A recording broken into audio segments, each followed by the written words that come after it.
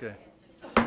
I call this meeting of the Davenport Community School District Board of Directors to order.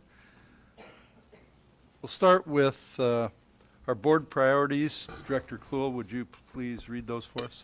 Yes, the priorities of the Davenport Community School Board are 1, to provide leadership and direction to improve the overall learning environment in our classrooms, schools, and district, including the health, safety, security, and happiness of students and staff.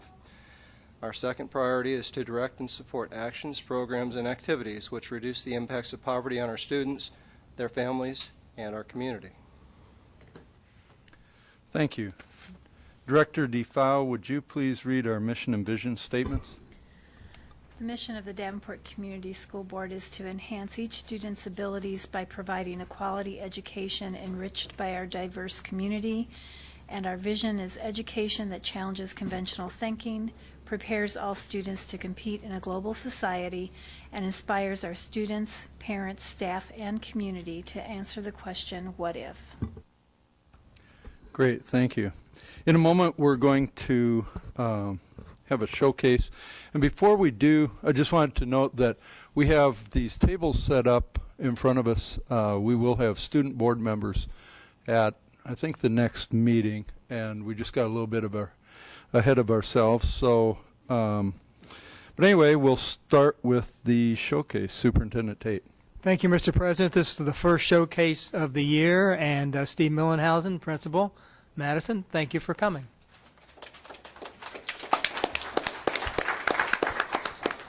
Good evening. My name is Steve Millenhausen. I'm the principal at Madison Elementary School. Tonight with me I have Shani Ford. She's the out-of-school time project manager. I have Bob Schnaden. He's the Madison SAM. I also have Sarah Glover, one of our kindergarten teachers, and Thomas and Jonas Schlichting. They are kindergartners at Madison, and their parents, Emily and Chris, are with them as well. Last year, Madison staff worked closely with Shani Ford to secure a 21st Century Community Learning Center grant. Some of the important components of the grant are to increase student enrollment in after-school and summer programming at Madison and to implement a summer kinder jump program. So our kindergartners get a good jump start for the school year. We want to provide some educational opportunities for the Madison parents and to improve health access, awareness, nutrition for all of our Madison families. This evening, Shani will expand on the 21st Century Grant. She'll talk a little bit more in depth about the grant and some of the components of it. And Bob, who is actually the teacher coordinator for the summer program, will talk a little bit about the program. Sarah, who was a teacher at the Kinder Jump program, will talk a little bit about that, and then we'll have Thomas and Jonas come up and talk about their experience.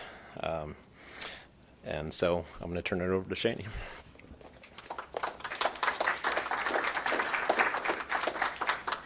Good evening. 21st Century Community Learning Centers grant at Madison and J.B. Young are in that cohort. And a Community Learning Centers grant focuses on the entire family, not just the students that go to school there. So we focus on out-of-school time programming for the kids, so summer school, before and after school, and specifically Kinder Jump. But we also focus on adults in the family.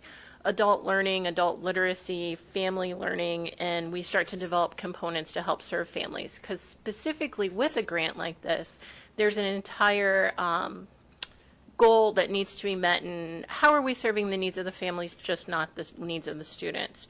And that's where the community schools model comes from. We're going to focus on basic literacy for families, nutrition, and really run the spectrum on what we're going to do at Madison. A little bit of background on 21st Century Learning Center grants. We currently are in our 4th year of being successful in providing these programs at schools. With our Stepping Stones program, we have grants operating at Hayes, Washington, Madison, JB, and Jefferson, and we're actually transitioning out of a grant at Buchanan and Monroe, but hope to write a new grant this fall that will then get them services. So that's kind of an overview of what we're doing with our Community Learning Centers grant, with a true focus on the family, not just the student.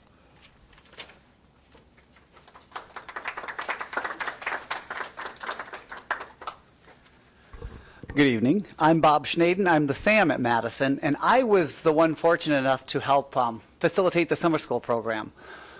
We had 62 applicants for our summer school program, and we ended up with about 55 kids that would show up, and we had 42% or 42 of those students show up on a daily basis. That was our daily average attendance.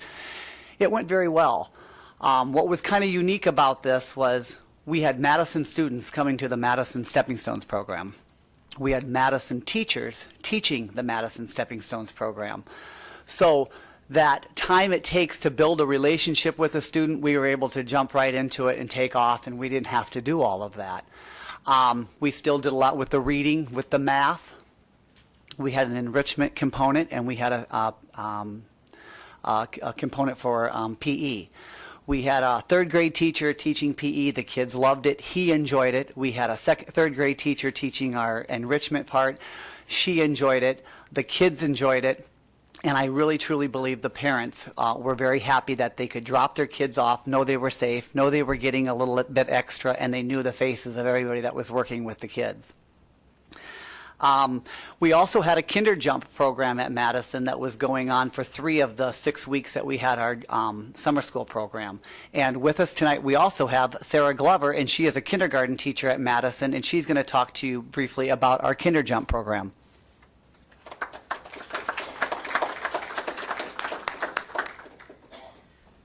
Hello. Well, we've been really trying to get some program that would help our kindergartners, that were coming to Madison, familiar with a program that would get them interested and comfortable and kind of get us a little head start on lining up procedures, staying in our room and not knowing, mostly the kids that didn't have the preschool. And so we would like to get a little bit more enrollment than we had this year for that, but it was really a good start for us. Each kindergarten teacher taught it, and we all enjoyed every part of it because we were able to get to know the kids, and that kind of helped us. We had a lot of, believe it or not, I was really surprised that in such a short time we had some growth because we did a pre-test and a post-test, and there was some growth. A little girl in particular was real nervous and shy, and she would hide behind the easel before she would come in, and she was more than ready on the first day of school, saying hi to everybody, and she felt very comfortable. Lunchroom procedures were much easier than they would have been previously. So we really enjoyed the program. All 3 kindergarten teachers are ready to go next year if we can have that opportunity again. And now the boys that were at Kinder Jump with us, a couple of them.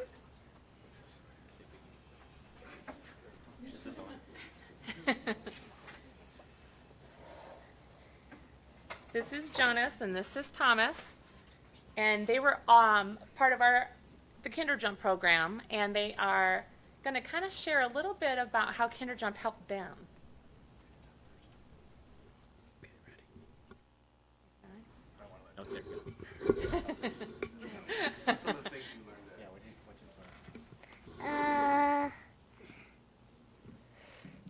I wasn't scared at school.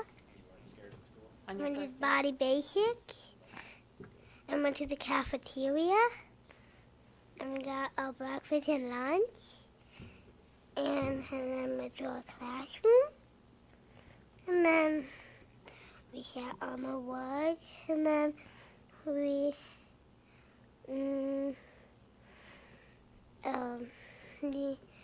do something, and we read, and we do a song, and then... Did you see familiar faces when you came to classes? You saw some of the kids that were in Kinder Jump? That's right. And you met Reed. Mm-hmm. And did we even get to visit the gym once? Uh-huh. So on our first day of school, and I told everybody we were going to visit the gym for the first time. You're like, no, we've been there, but everybody else hadn't been there. So you were able to be one of our leaders for that, weren't you? You showed everybody how to get there, where the office was. And then we did art class, and then went to the music class, and then we played, and then we painted. We had full days, didn't we? We went to Reed's house and Can you show them body basics, maybe? Oh yeah, you guys want to show body basics? What body basics looks like? Come on, you were the professionals in our class. Why don't you come and show them? Oh, come here, walk this way. Walk in front of the table real quick. Yeah, yeah. Just walk down that table. Good job, and come around. Yep. I'll be the front of the class. All right. There you go. Good job, you guys.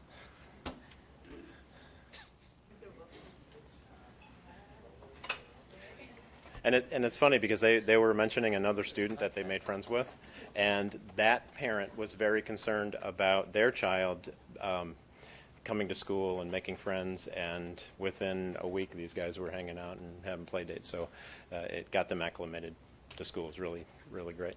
Do you guys have any questions for any of us? I'm sure you want to talk to the boys, not me. Director Sherwood. Yeah, for Shaney, can I shoot you up for a minute?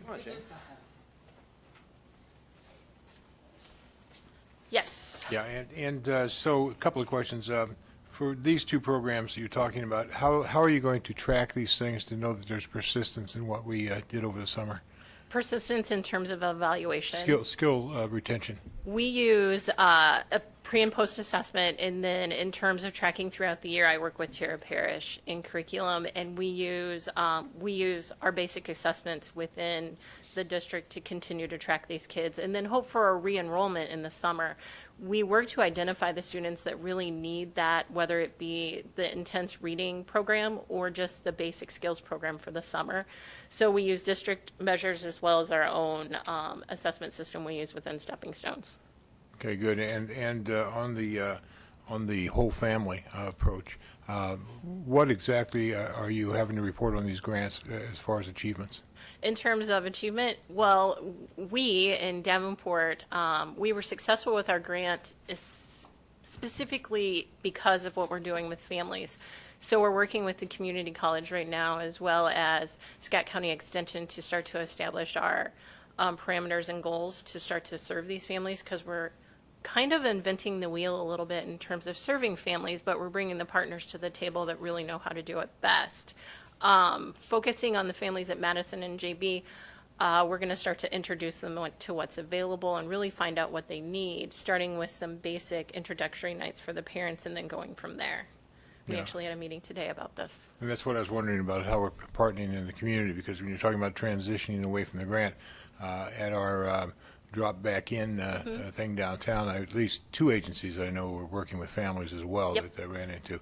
So do we have a way of plugging them in when our funding falls away? We are starting with plugging them in right away. So there's going to be an established base with these families and these agencies, so that they're working with us hand in hand all the way through. And then when we do happen to, if we transition out of a grant and are not successful in a new one, they're right there to pick up potentially where we are not able to offer that programming anymore. Good. Thank you very much. Thank you. And can we get Mr. Schlichting up for a minute? You want the dad? I want the dad, yeah. He wants a free show. Hello. How are you? I'm good. What was your impression of this? I was very pleased with it. I'm not going to lie, as a parent, it was nice to drop my kids off someplace for the summer. But also, I think for my kids, suddenly I had this overwhelming sense of worry, like letting my kids out of the house for the first time. Yeah. And so I felt what this program taught them were those basic skills, and just having a little bit of a basic knowledge gave them a little bit of an edge when they actually started their first day of kindergarten. They were kind of eased into it, Sure. and I think that was tremendously helpful. And did the school work with you to reinforce some of these skills at home? Yeah, and it also helps that I am married to one of the teachers at Yeah, it does Madison, help. so It does help. she also was reinforcing them to the kids Yeah. and me also. So Okay. yeah, yeah, That's very good. yeah. That's very nicely done. Thank you very much. By the way, you aren't related to Ben Schlichting, but I am. Is that good or bad? Well, that's good. That's Yeah. good. Ben is my cousin. He's good. Yeah. Yes. Yeah. Nice kid. All right. Okay. Thank you. Thank you. Any other comments? Oh, Director Dickman. I was just wondering, I guess this is for any of you, but how did you hear about the grant, and what gave you the inspiration to to write the grant and go for that? You know, what was kind of the spark? Or did you hear about it somewhere, or did you say, we've got a void, what can we do to fill it? Well, I'll have Shani come up, but it's interesting. When I used to be a while ago, I was the associate principal at JB, and I actually wanted to get that going back then, but it just, I wasn't in the place to do that. And so one day I just happened to see Shani, and I said, hey, what do you think the chances are that we can put a program like this in place that will not just help the kids at our school, but also help the parents to help themselves and teach them the skills so they're more confident about going into the workplace and seeking employment or anything to better themselves. And she just told me, hey, these are the options that we have, and I think it was a very short amount of time we had to get this grant done. And About 2 months. yeah. And so it's a great opportunity. The discussion we had today with Scott Community College was pretty amazing, and we just it was a brainstorming session about what could we do if we just took advantage of some of the opportunities that are out there in the community. Just one of the things that I think we could do is we could increase our pool of possible candidates for all sorts of jobs in Davenport, whether it's paraprofessionals or food service or custodians. If we had more of our parents had the opportunity to seek those jobs out and be qualified for those jobs, it is only a win-win for them and for the district. So. For me, 3 years ago, I went to a community schools conference. And since I actually went with Director Sherwood. And since then, I've always had this in the back of my mind in terms of what sort of difference it can make when you can empower the entire family, not just the students. And so it was a matter of finding the right location and the right school and the right people to work with. And it happened that JB and Madison continued to rise to the top with their data in terms of absenteeism and things like that. So it was the perfect fit, in addition to having the right people in place at the time to make that sort of a large commitment with families and students. I think that this is the kind of holistic, out of the box thinking that I hope to see more of in the district. And good job. Thank you. Director Crumwitty. Well, I think most of my questions have been asked, but I just want to congratulate you on this program. I think it sounds like a great program, and like it's been said, that I hope we can take a look at expanding these kinds of programs in our district. I did have a question about I'm not sure, Steve, how many students did you indicate attended? Which the Stepping Stones The or Stepping Kinder Jump? Stones. I 55 enrolled. Yeah, I think 55 actually signed up, and I think we have a daily attendance of about 45. Okay. And that's not in addition to our Reading Intense program that was going on at JB Young. So we had an additional set of students attending JB Young for our specifically designed, by invitation only, reading program that is core reading to help bring students up to meet the needs for the next school year. So we're trying to boost them forward. So was that all part of the same grant? It was, yeah. Oh, okay. Yeah. And I think there were approximately There were about 30. 30 Madison students At JB. At JB. In addition to the JB students attending as well. So under the grant, did you have to limit your numbers, or was We it? capped the programs at about 65 to 70 to make them, to be able to focus on the small group instruction that's needed with that sort of a program. And how long does this grant run? Up to 5 years. To Well, 5 we'll get years. 5 years of funding, Okay. Well, and then great. we'll have an opportunity to reapply at the end of the 5 years. Good. Well, great. Thank you. Great job. And boys, very good job. Anybody else? Oh, Director Kluhl. Well, I'm thinking of chickens and eggs and which came first, because, the board put together these priorities that we read earlier, and one of them is trying to deal with the impediments to happiness and security.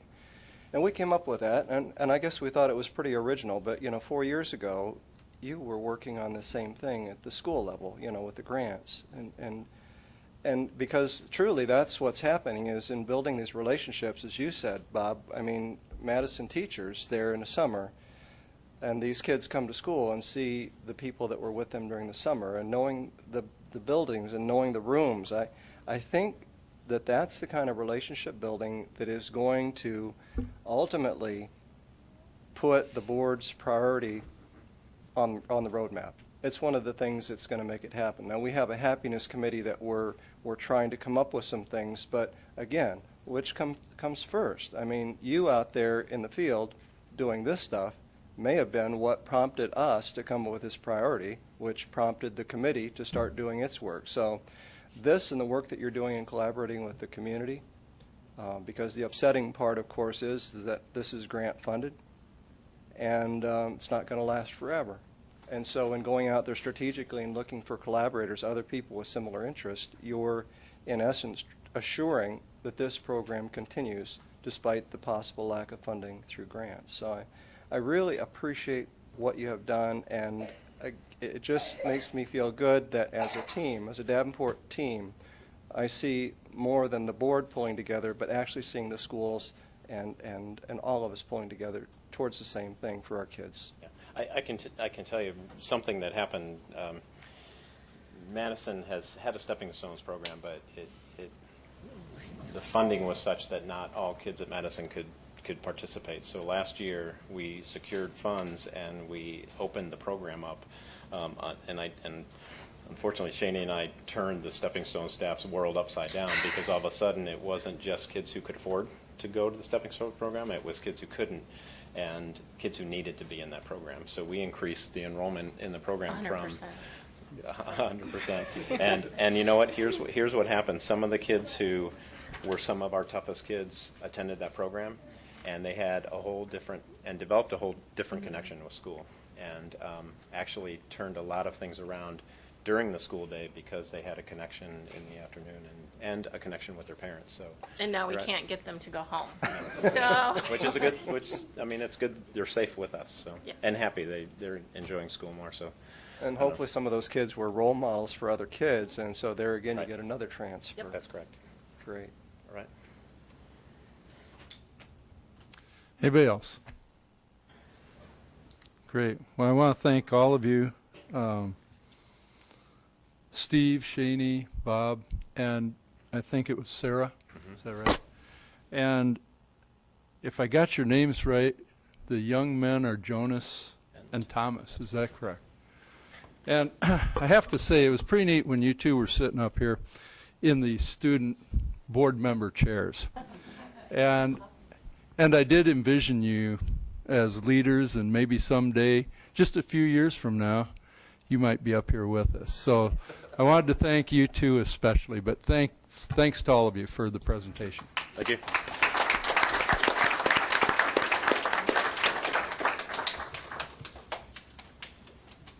We'll move on to upcoming events. Director Dickman, would you read those for us, please? September 1st is a holiday and we will be closed. September 2nd is 3 p.m. Legislative Advocacy Committee at ASC Executive Boardroom. September 2nd at 5:30 is the Committee of the Whole, ASC Jim Hester Boardroom. September 3rd, 4 p.m. Policy Committee meeting, ASC Executive Boardroom. September 8th, 5:45 p.m. reception for new student board member or board, and 6 p.m. regular meeting, ASC Jim Hester Boardroom.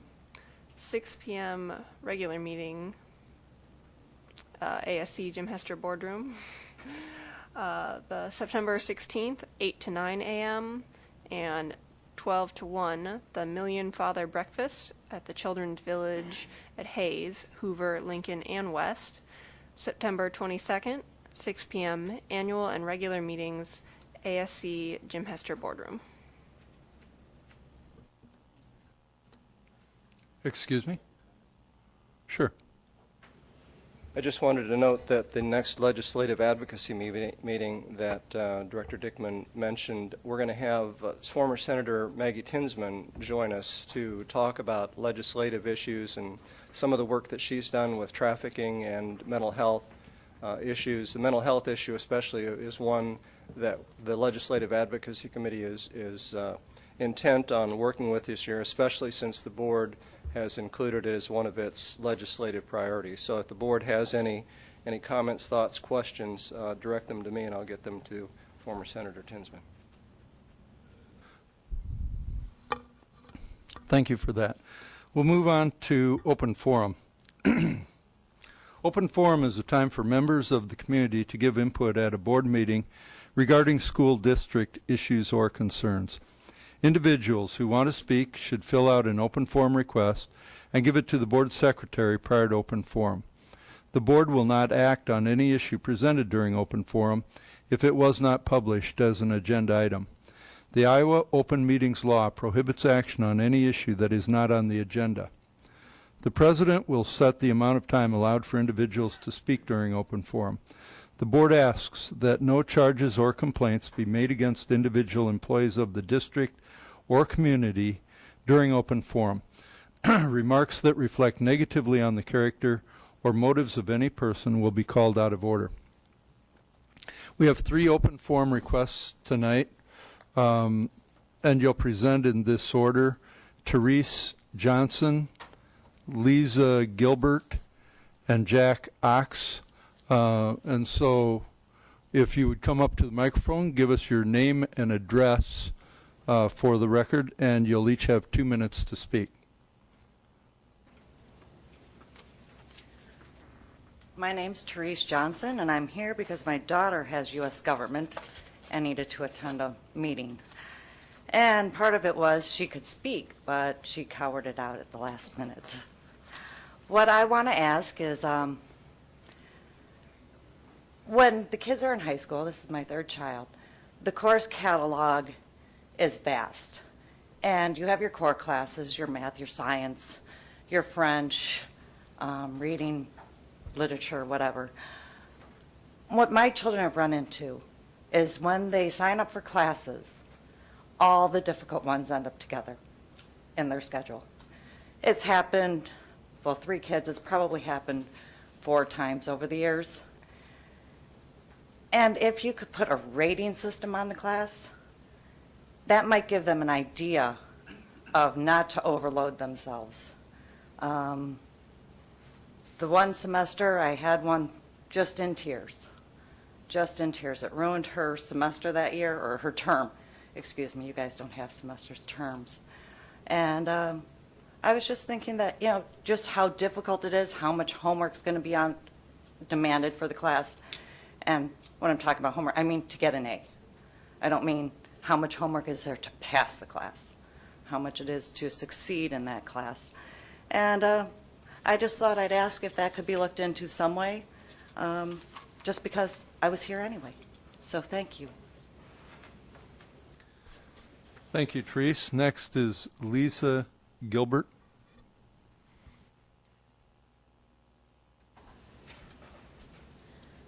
My name is Liza Gilbert, and I am the Programming and Youth Services Supervisor at Davenport Public Library. And I am here tonight to talk about the summer reading program. During the past several years since I've been working here in Davenport, we have tried to get in to talk to students about the summer reading program for all of the schools. We are lucky in any given year if we can get into 50% of them. I have discussed this with our library director, Kenneth Wayne Thompson, who has contacted the school district to see if we can get into some of the schools. And he has been told the same thing that I have been told, is that these schools do not have time for us. So over the past 98 years, there have been over 40 empirical studies saying that students who do not read during the summer can lose up to 3 months of their education. To put some math on that, the Iowa Department of Management reports that in this last fiscal year, Davenport spends $6,121 to educate each public student. At a loss of 1 month time the number of students that we were not allowed to speak to, we are losing $553,950. Since these studies have shown that the school loss during the summer is cumulative over the lifetime of a child, and we missed about 905 students this year because we weren't given 15 minutes of time to talk to them, we're looking at a cumulative loss K through 12 of $21.6 million. So when we go into the schools, we offer the principals, the librarians, the teachers several options. We say we can come in and talk to your entire school in an assembly. We ask for 15 minutes. We can come in and do class by class. We can do it in any way that they want us to. And we are repeatedly told that there is not enough time for this. Of particular problem for us is the high schools, where we are not allowed to talk to anyone or even get a response back from the administrators. Liza, that's the end of 2 minutes. I apologize, but you're welcome to come back another time. One of the other issues, our communication with the school district, we were told that we would be on the agenda for this evening. And I stand here, open forum, prepared with information to discuss. Well, we can't discuss anything that isn't on our prepared agenda, so. I understand that, but I would just look at it as, again, a communication issue between the library and the school district. I appreciate that. Thank you very much, Liza. Next is Jack Ox.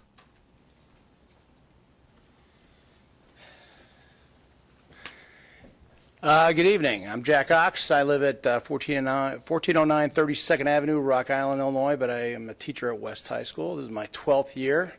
I decided to speak because I'm modeling for my students. I got a couple students here, and they want, this is their public, they had to attend a public meeting, and this is our democracy at work, so I decided to exercise my First Amendment right and to participate in democracy, so thank you. I do want to thank you first for serving. I know you don't get paid. You spend a lot of hours, so thank you for serving our democracy. I do have a master's education license with endorsements in social studies, driver's education, and business. I'd like to talk about three things quickly. One is speeding in the West High School parking lot, teacher resources, and discipline and consequences. About speeding in the West High School parking lot. Sometimes students are speeding, teachers and parents, and thereby make it a dangerous situation. Case in point, last year a car full of teenagers T-boned another car and flipped it over. There was no serious injuries. Here's a picture, if you remember this from last year. There's two sides.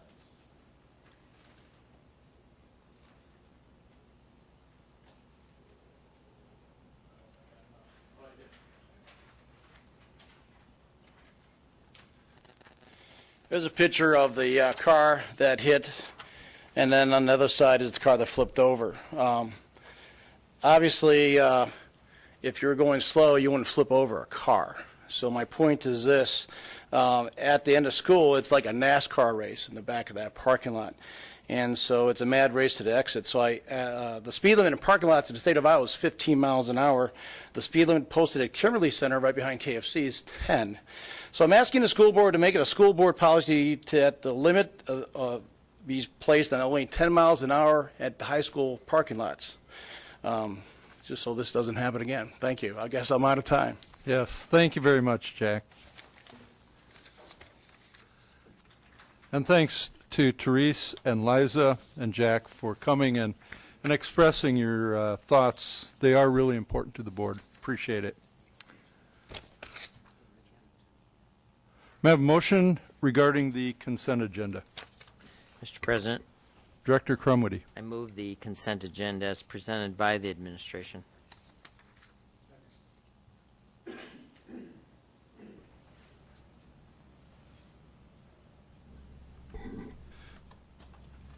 Thank you. Is there any discussion? Call for the vote. Director Crumwitty? Yes. Director Sherwood? Yes. Director DeFow? Yes. Director Kluhl? Yes. Director Snyder? Yes. Director Dickman? Yes. My vote is yes. Motion carries. Thank you. May I have a motion regarding approval of bills? Mr. President, Director Kluhl.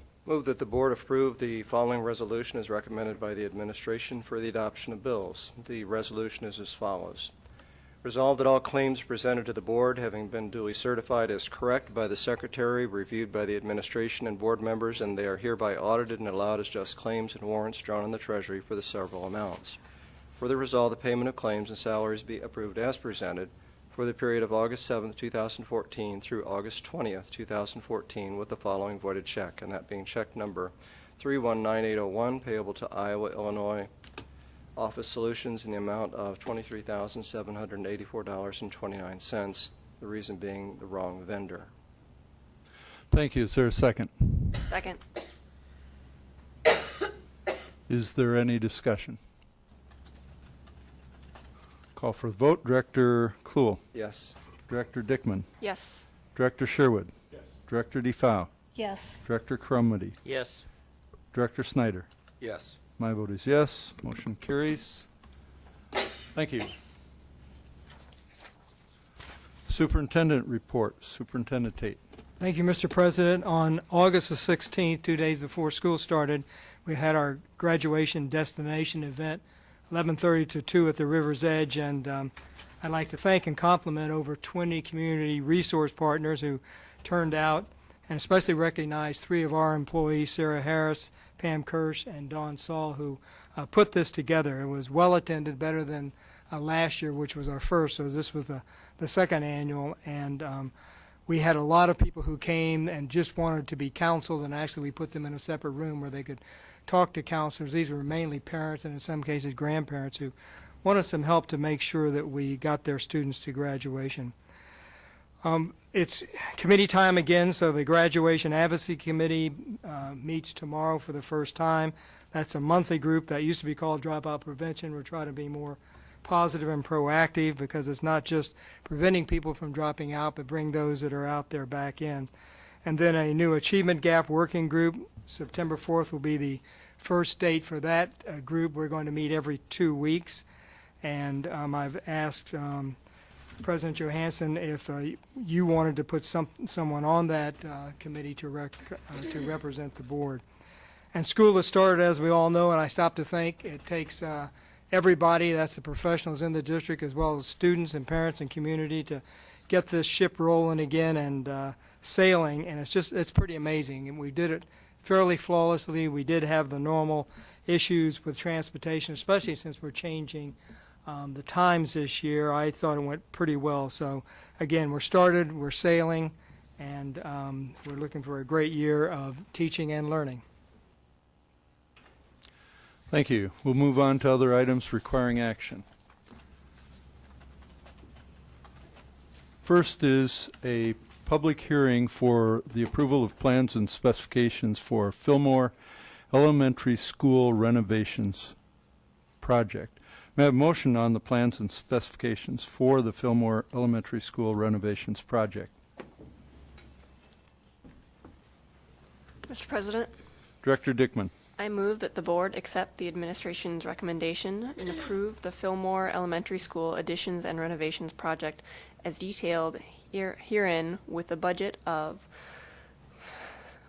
$7,335,213 and direct that the project is to be delivered using the construction manager agent project delivery method or methodology. Okay, thank you very much. Is there a second? Second. We will now hold a public hearing on the proposed project as published in the Quad City Times on August 15th, 2014. Anyone wishing to speak on this project, please step forward to the microphone, state your name and address for the record.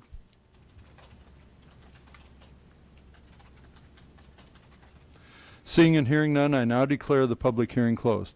Is there any additional discussion on this matter? Director DeFau. Is there a presentation to accompany the motion? There may be. I don't know whether that's something you want to do before the board gets into it, or... If you'd like, we have the project team here. I'd like to introduce them and show you what the contents of the project are. How long do you think that'll take? About 3 minutes. Okay, go for it. Greg Gowie, project architect, is with us, and Brandon Pearson, who is the engineer who's doing leading the mechanical, electrical, plumbing, the HVAC work. Team at Fillmore Elementary, we're doing a classroom addition. The classrooms there currently are quite small, in the 600, 650 square feet range, and we're going to do the classroom addition of 6 classrooms, and that will enable us to then go in and take out a bunch of walls and make the existing classrooms larger so that they are closer to the 920, 950 square feet, which is our standard. And we'll be adding a multi-purpose room so that the kitchen and dining hall will be separate from the gym. The gym will be able to be in use while the multi-purpose room is set up for dining. We'll be expanding the parking lot and separating the parent drop-off from bus circulation, and doing some mechanical, electrical, plumbing upgrades associated with the air conditioning and with the new addition. This was included in your packet and shows the existing floor plan, and what we would do is take out some of those walls in order to make the classrooms all bigger, and then of course redo all the finishes, flooring, lighting, paint, and so forth, so that the renovated portion of the building will be refreshed and look like the new classroom addition. In order to get this project underway and deliver by next July, we would recommend that it be construction manager advisor project delivery management method, and we would select the construction manager and then execute the project in multiple phases in order to get underway with the addition yet this fall. So this is the floor plan after, showing the larger classrooms, the location of the dining hall, and then we also would renovate the existing office and kitchen area in order to create the secure entry to the school like we've been doing in other schools. So if there are any questions, our team would be happy to answer. Is there any additional discussion? Director Crumwitty. By adding the extra classroom, will that then make Fillmore a complete 4-section building? Can you talk a little bit about the space right now, and with the additions, what's that going to mean? Yes, good. I think that we have the best qualified person to do that here. Principal Bonnie Asse is. Good evening. It would then be a 4-section building. Right now, the classrooms are very small, and we have a lot of doubled-up offices and people working out of closets. So it will allow for everyone to have the space that they need, as well as our special ed classrooms to have their own. So it would provide quite. So Bonnie, right now, is Fillmore basically 4-section? It's 4-section K through 3. We're 3 sections at 4th grade and 2 at 5th grade. The projection is to be 4 in the next couple of years. We're growing. That's the reason for my questions, because when we worked on boundary changes, we talked about the area north of Harrison, and I believe we agreed that north of 63rd would now become Fillmore. So I'm curious if one classroom is adequate to make that 4-section. I know that other boundaries could change to the west, and that's the reason we made Truman 4-section. So do you feel comfortable that the plan that we have is going to take care of our needs? That's my number one concern. It's a good question. Even with the plan, and we've done a couple walkthroughs of some different things, it's still pretty tight. And I know that the finishing touches on those small classrooms for special ed and, the life skills program and different things like that all have to be worked out. Our 5th grades right now are sitting with almost 30 kids that were enrolled. We've had to open enroll them elsewhere, but they're full. So I definitely, it's a concern. Mm-hmm. This will help be a good. Thank you. Thank you. Director Sherwood. What are you using, Bonnie? What are you using how do you get your projections for student enrollment down the road? Explain to me how we're projecting what our needs are going to be in 5-10 years. I guess it's just that consistency, that number of the younger grades kind of moving up, that they're going to continue to grow. Our kindergartens are solid, sitting at about 20 right now with 4 sections. So just that they'd continue to grow with us. Well, you can only look back a year or two as far as that's concerned. We haven't really researched the building patterns, the projections the city might have, that sort of thing. This is by guess and by golly, kind of. For me, yes, this is my first year there. Yeah, I haven't looked at that. Yeah, so I'm a little concerned that we are kind of just taking a shot in the dark as far as our future needs. If we're going into a renovation of this kind of magnitude, why wouldn't we be more thoughtful about that process and know that in fact we are going to meet the needs in 10 years, rather than having to come back and do this again? Well, when we did the boundary study, we did go to the city, and they didn't have any projections which would lead us to use anything different than we were, and that is just, where we've been and where we're going, and look at the possibility of where the buildings, where is there open space to build in. And I just wrote a note. What we need to do is check now with Truman and look at with this Fillmore plan, how many people can we accommodate? Because really our plan was to sort of swing between the two, and so I'll do that just to make sure we're not leaving ourselves short. Yeah, that'd be important to me. I don't want to see these buildings become overcrowded in 3 years. So, and the second question, Mike, and you'll hear this from me every time, what are you doing to make us greener? Well, we're making the mechanical systems as efficient as we possibly can. In this particular case, because the current boiler chiller are relatively new, it doesn't make economic sense to replace them and look to geothermal or something else. So we're doing all of the things that we can do to maximize energy efficiency, short of completely changing out all of the systems to something completely different. Have we spec'd out super insulation, that kind of thing, to make sure that we've got maximum insulation in these walls and roofs, that sort of thing? Well, in the new building will be much better than the current. What we try to do in every building is we do a model with the state of Iowa, and that creates a baseline, and we then attempt to exceed that baseline. There's actually a program that is set up to help us both with the design side and then to pay some energy incentives back to the district depending upon how far we exceed that baseline. And we participate in that program on each project. Brandon does a lot of the work to model what we're currently doing, and there's a grant-funded, a state-funded consultant that works with Brandon's firm to establish the baseline and then model how much better than the baseline we'll actually do, and then our incentives are based on that performance. And we're increasing our impermeable surfaces there quite a bit by expanding this parking lot. How are you going to retain that water? Well, the minimum standard will be whatever the city's stormwater requirements are. So I don't know the particulars. Yeah, I would suggest you might want to think about doing some rain garden kind of retention stuff. You're in the Duck Creek drainage basin there, and there are funds available to help with that cost. And you might want to take a look at that. We need to be doing, I think, more than the minimum standards. So, but thank you. Director Snyder. If I heard you correctly, you said that this has a target completion date of July? Of next year.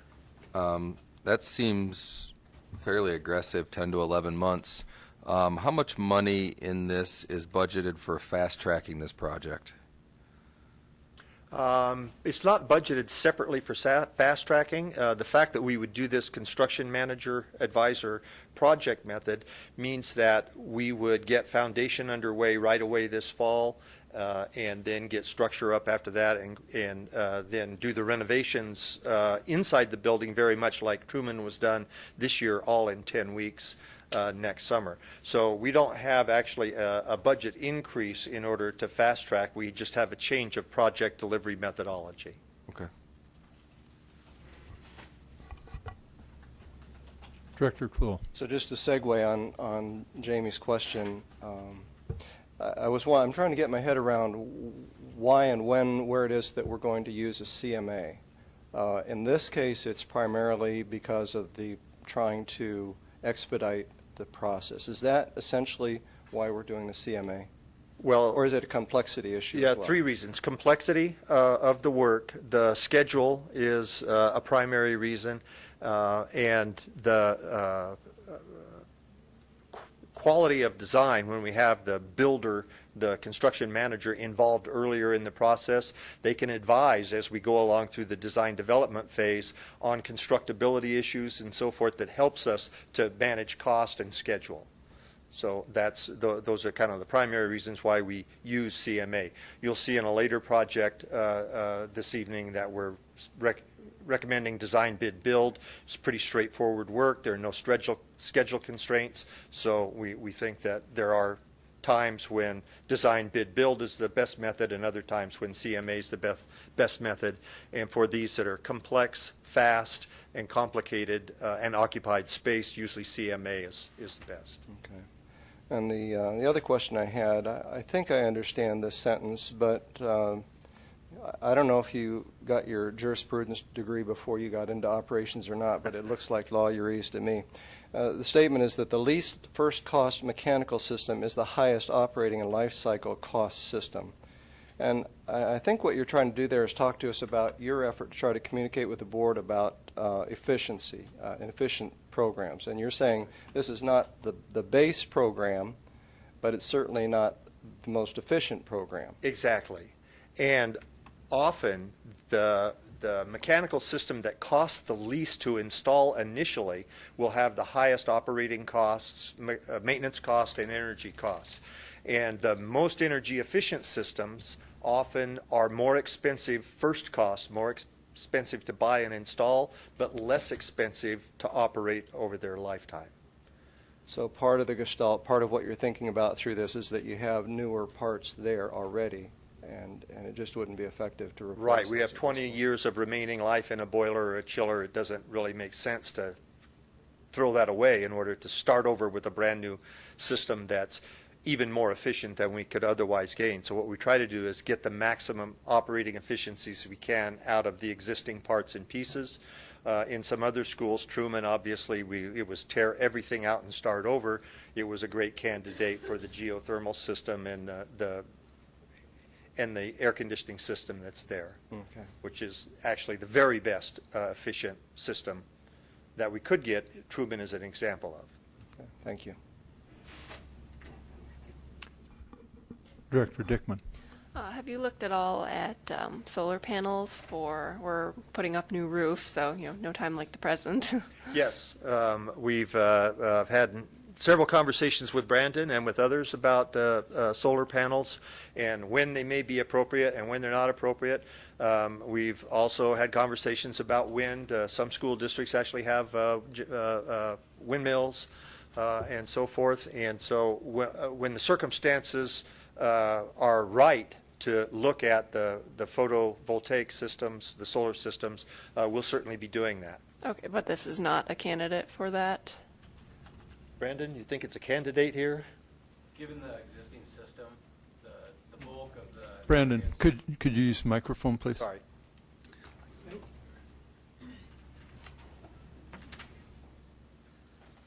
Given that the majority of the building is being renovated where we're not upgrading the addition, and these are relatively small additions compared to the overall square footage footprint of the existing building, we did not feel it's one of those systems that Mike talked about earlier where the upfront cost is pretty significant compared to the efficiency that you gain. So on these relatively smaller additions, we don't see the payback being there as a good choice for this particular project. All right, thank you.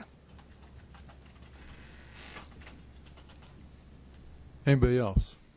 Director Sherwood. Just a point, you are aware that the state will reimburse you $20,000 on a commercial or school project like this? Yes. We are aware that there are state incentives out there. And even that factored in, it doesn't make sense? Correct. For the overall HVAC system, we did not think it made sense. For You're talking about geothermal? No, solar. Solar. And you're not talking about electric assist in the building? Is that what you're talking about?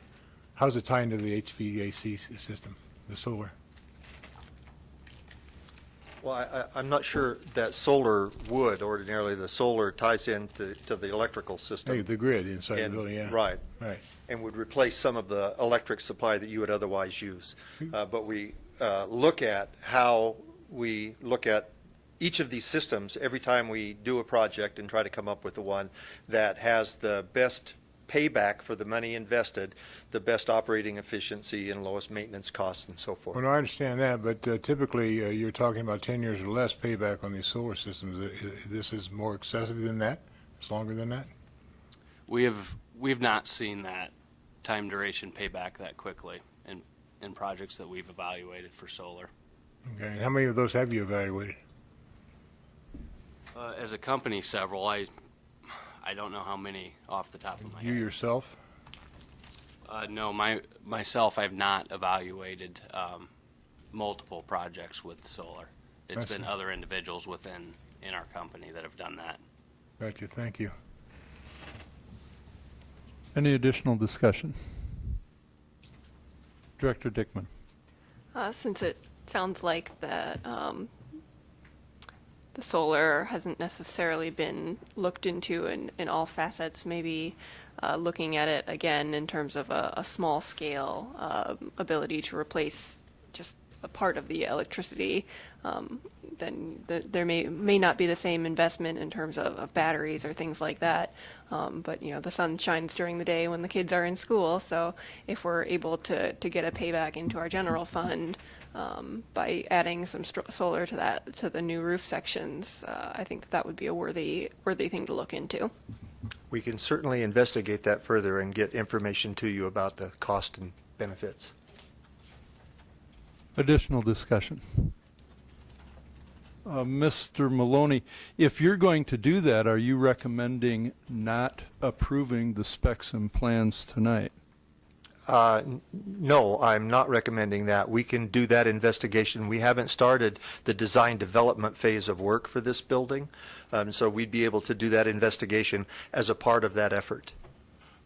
But if we are going to approve this now, does that complicate what you're going to do in the future? That's what I'm asking. It does not. Okay, all right. I've got a couple of questions. It looks like you're adding almost 13,000 square feet. Is that right? Yes. So if I did my, if I did my math right, if that's all you were doing, that would come up to about $566 a square foot.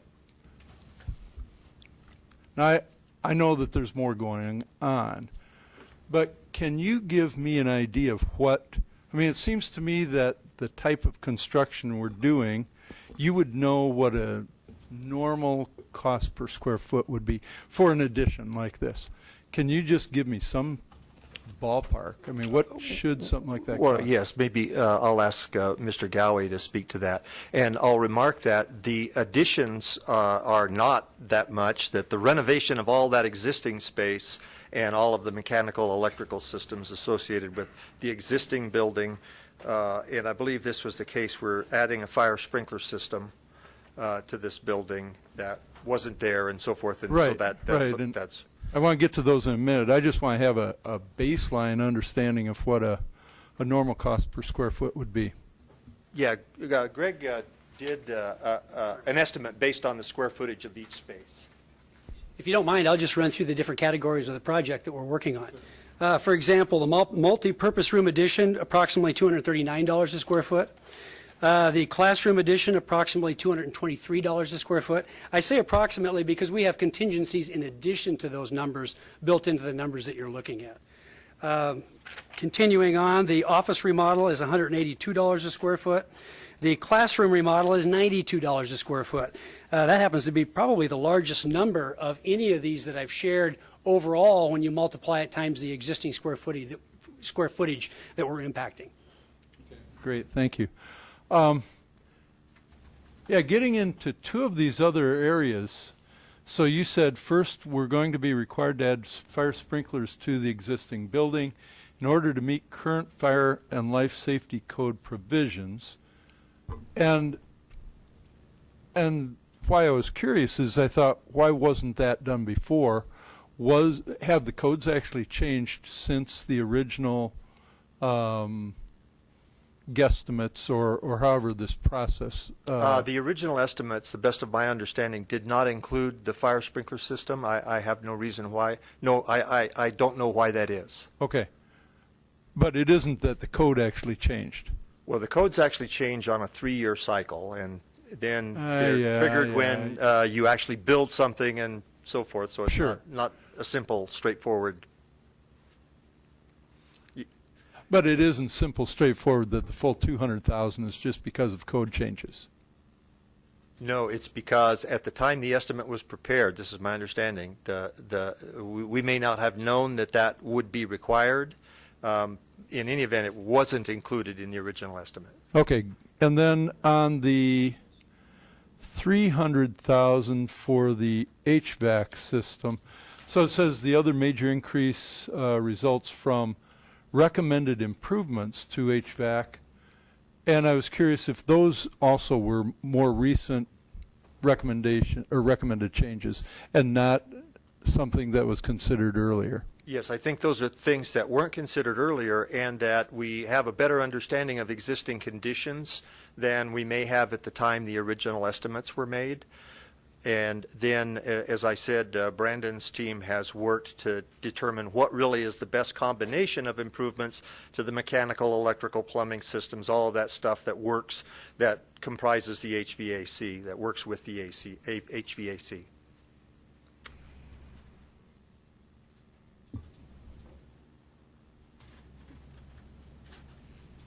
The last line item that you have, you talk about classroom technology, furniture, fixtures, and equipment will be separately determined and funded from the physical plant and equipment levy. And I thought about that relative to some of your guidance over the past few months, where you talk, and I'm interpreting some of this as what you call soft costs. Is that right? Well, those items are hard costs. They're the actual furniture, the smart projector, the screen, the desks, tables, and chairs that will go into the new classroom so they can be occupied. So I've misinterpreted. What is soft cost then? Soft cost is ordinarily engineering, permit fees, things like that, architectural fees. All right. So these costs that will be included here, do you put together separate estimates of what those costs are? Yes, we will. We'll go make a count of all the furniture and all the furniture that's needed, and the smart equipment, to the other classroom technology, the audio systems and so forth that's needed to upgrade all of these systems and come up with a number. And it's not a huge in relation to the 7.7 million. It's some tens of thousands. Okay, very good. Thank you. Any other discussion? Okay, great. Thank you very much. We'll call for the vote. Director Dickman. Yes. Director Kluhl. Yes. Director Sherwood. Yes. Director DeFau. Yes. Director Crumwitty. Yes. Director Snyder. Yes.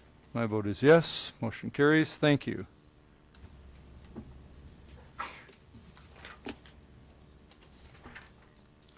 May I have a motion on the plans and specifications for Wood Intermediate School additions and renovations project? Mr. President, Director DeFau. I move that the board accept the administration's recommendation and approve the Wood Intermediate School additions and renovation project as detailed herein with a budget of $7,793,000 and direct that the project is to be delivered using the construction manager agent project delivery methodology. Thank you. Is there a second? Second.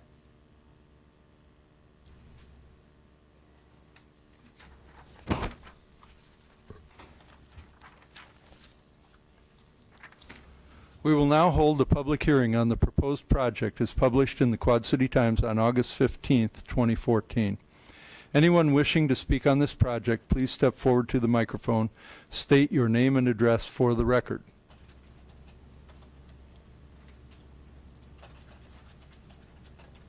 Seeing and hearing none, I now declare the public hearing closed. Do you have a presentation, Mr. Maloney? Very brief. Okay, go ahead. In the packet, it describes the scope of work here, which is the addition of a gym, expansion of the cafeteria, renovation of some former industrial arts areas into music rooms, and then a significant upgrade, in this case, of the mechanical systems, replacement with geothermal and so forth. There's a diagram showing the location of the new gym adjacent to the existing gym, and the smaller yellow box you see in the middle of the screen would be the cafeteria expansion. It would actually bump out toward the back of the existing cafeteria.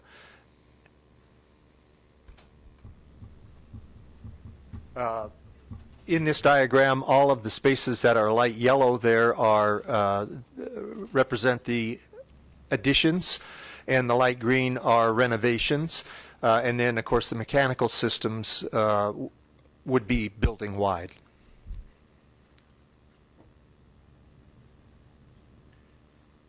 And that's all. We are fortunate to have the same team, SGGM Architects, Greg Gowie, and KJWW Engineers. Brandon's team is leading that effort, and Sherry Simpson-Schultz is here also to talk about the benefits of the cafeteria expansion and the other work. Okay.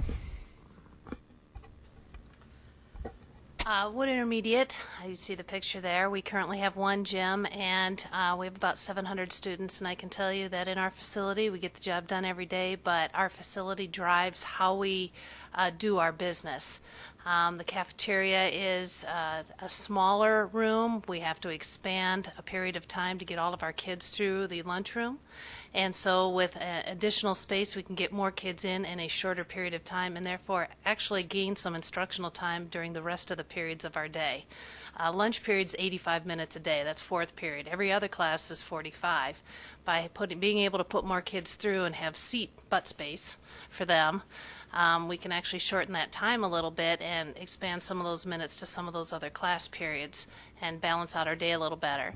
One gym, we get all of our kids through. We have a curtain in the middle, but it forces a lot of activities, sports, and that type of thing to the mornings. Our kids show up quite early to have a morning practice, or they have to. We have to arrange things kind of funny sometimes to get everything into just one athletic gym. And our building runs. We're out on the north side. We've got athletics and activities. We run on the weekends. We run after school. It's a busy place. So this would be a welcome addition to our facility.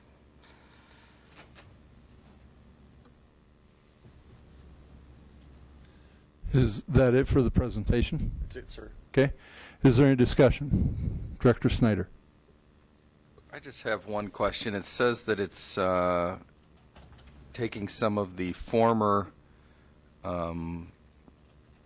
industrial arts rooms for music rooms. Do the industrial arts have those been relocated then?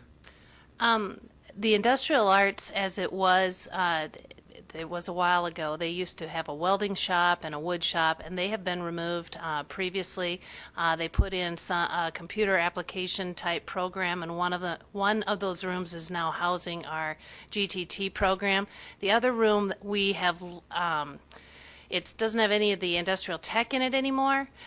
We kind of pseudo use it for a large space and throw our orchestra in there. It needs to be reworked so that it is good for that. We're meeting the requirements of industrial tech and what Iowa Code requires through some of our other classes and doing some other things. The GTT was a huge addition for us this year to bring in some of that stuff back. But we don't do wood shop and metal anymore, and we haven't for years. I'm familiar with your building, and it amazes me that you run 700 kids a day through that small cafeteria. It's tight. I welcome your help anytime you want to help supervise. Director Sherwood. A couple of questions back for the architects here and the engineer. This gym is not air conditioned. I've been in North when I thought I was going to pass out in a ventilated, non-air conditioned gym, and I'd like to know what the maximum temperature will be reached in that gym on a 100-degree day today. have a guess? It's going to be extremely warm. I don't want to quote. It's going to be extremely warm. I don't want to quote you an exact temperature, but if you're ventilating it with outdoor air, you're getting air movement through there, but you are not conditioning the space. Yeah, and I guess I have some issues with that. I think that at times it even gets to be dangerous, and if we're correct and temperatures are going to continue to increase, and we're going to see perhaps an excess of 100, not 100, but a month or of a year of excessive heat, then these kids are going to suffer down the road. I'd like to get some idea of what it would cost us on a basis where we would reduce the temperature to livable temperatures, not to keep it, icy cold, but what it would take to get this down to a place that a kid could work out without fear that he's going to run into a wall. I think we need to plan in those terms. The other question I have is if for Brad Oates, if he happens to be here. No, I have the answer. You have the answer, okay. So my question is, and I've done a little bit of reading on this, that weight room concerns me because, not the presence of the weight room, because I think weights properly used are fine.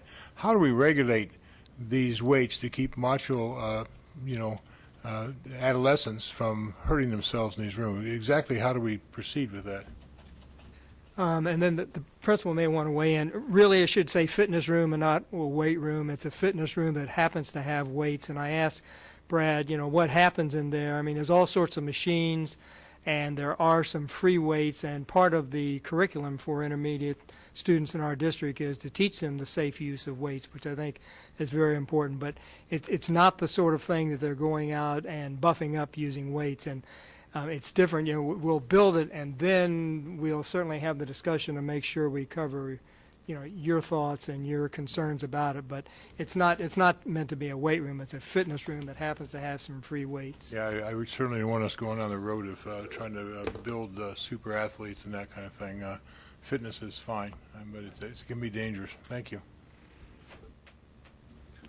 Additional, Director Clue.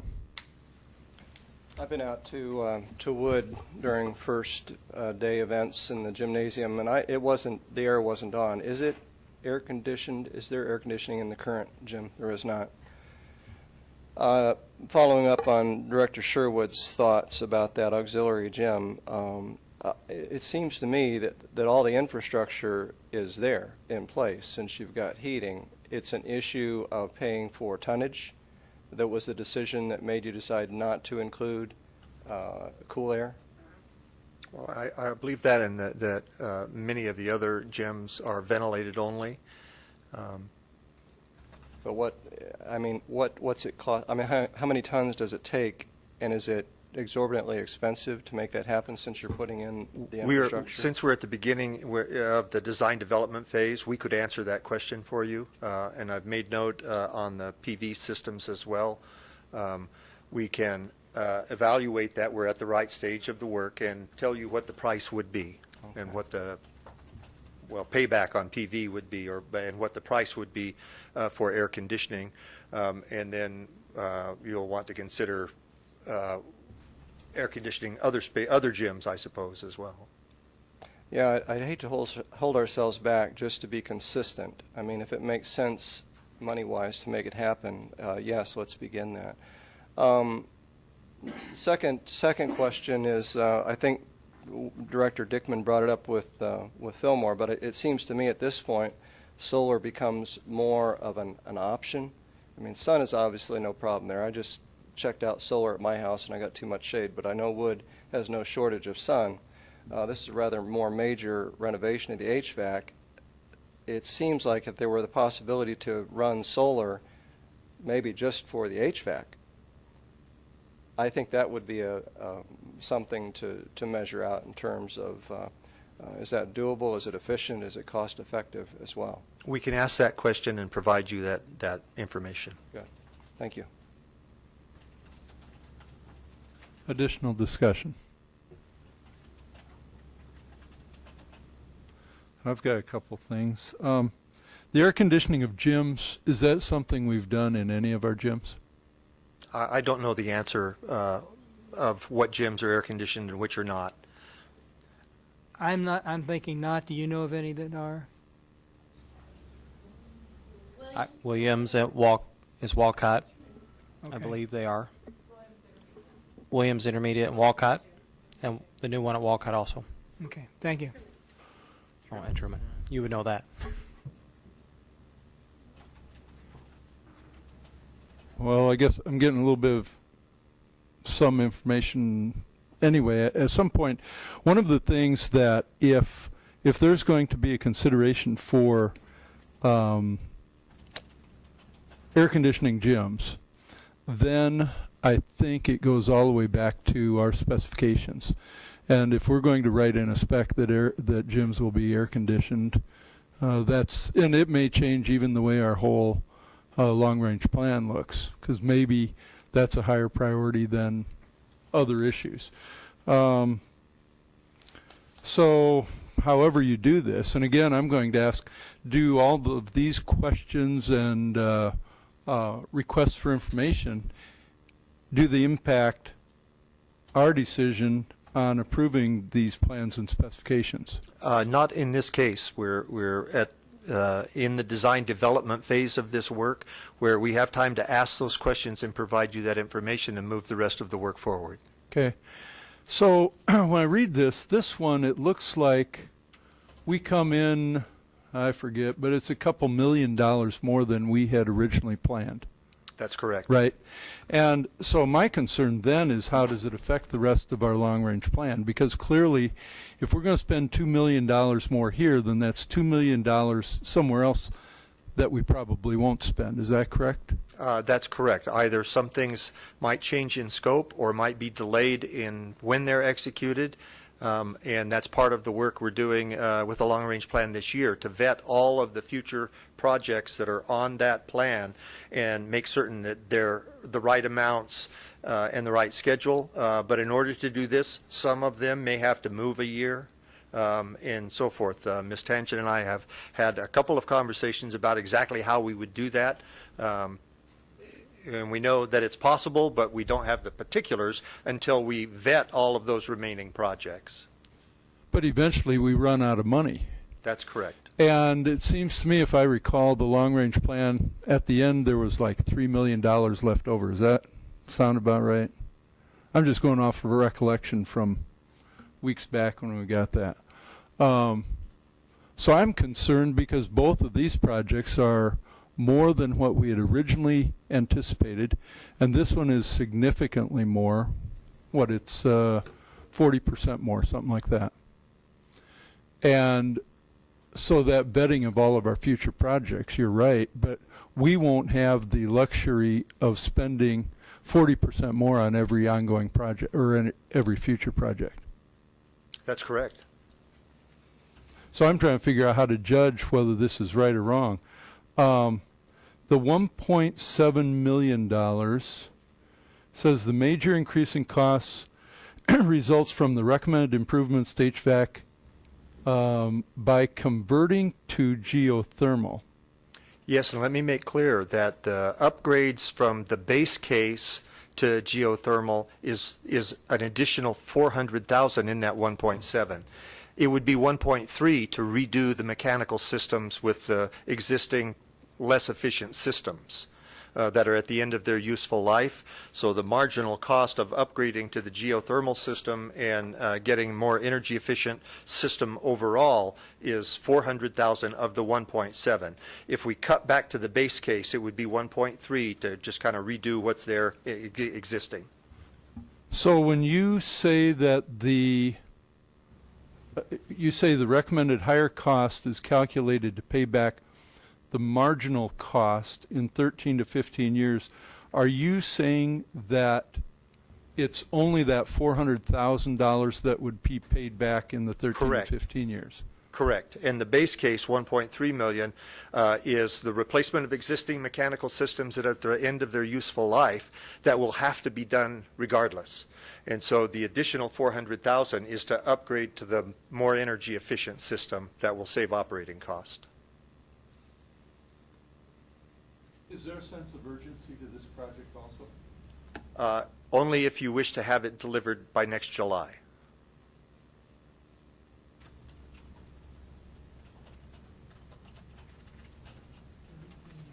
Sure. Superintendent.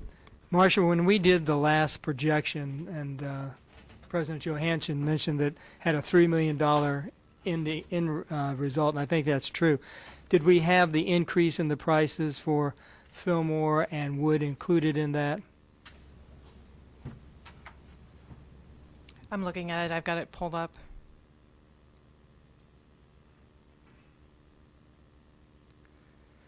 We had Wood estimated at 5.75 million and Fillmore at 6.7 million. So they were the lower cost, so that doesn't include these additions? I don't believe That's correct. It does not include the 650,000 increase for Fillmore or the 2 million increase for Wood. And there was a $3.3 million balance at the end of the long-range plan that we had presented you back in August.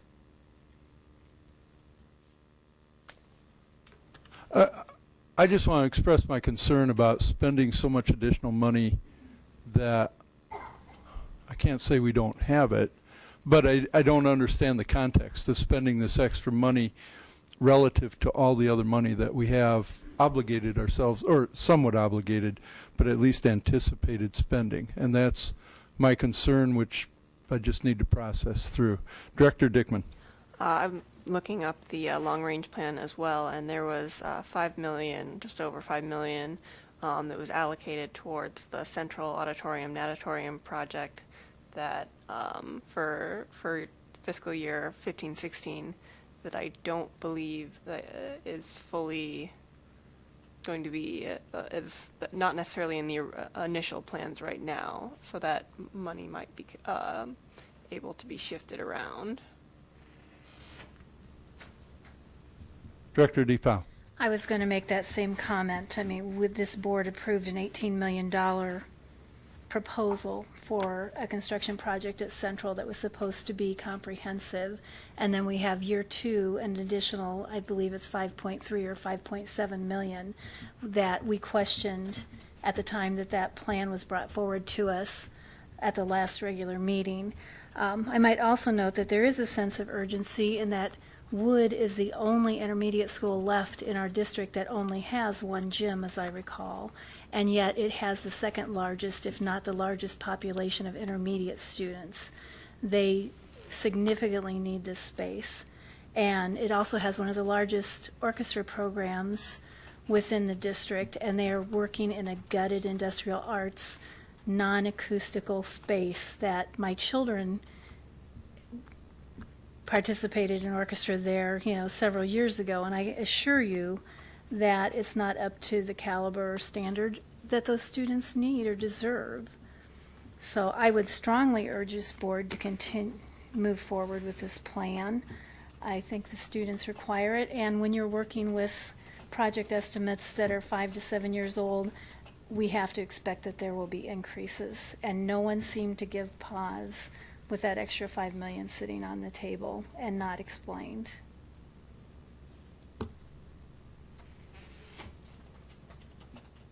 Director Sherwood. Yeah, I'm certainly not willing to harvest the money from the Central project for these things, but I do think there's other flexibility. We bonded for 10 million, I believe, and we were able to bond for 20. That would move projects forward. We're capable of doing that if it becomes very tight. So I also would not recommend postponing this thing. I think it needs to go ahead, and I also think it needs to go ahead with the HVAC system as it's spec'd out. These systems, solar and these geothermal systems, we can't just think in terms of cost and payback and all that stuff. We also have to concern ourselves with the production of carbon, and this is a very real serious thing, and I hope this board really understands this. By going to these kinds of systems, we reduced our dependence on fossil fuels, and that is hugely important. And if it costs us a little more, I guarantee you the next generation will thank us for doing that. So I wouldn't degrade the specs at all, and I think there are other ways we can manage the budget if we need to. Any additional discussion? I appreciate the comments, especially about that the students need these facilities. I guess somehow we have to get to where we're managing the money. We can't be bonding in excess of what we're going to be bringing in. And we have a certain amount of money that we bring in every year, and we've anticipated expenditures, which right now I'm guessing, and we are going to review the long-range plan before long, but approving these increases without having the long-range plan to consider as context is just very, very difficult for me. Any additional discussion? All right. Then we'll call for the vote.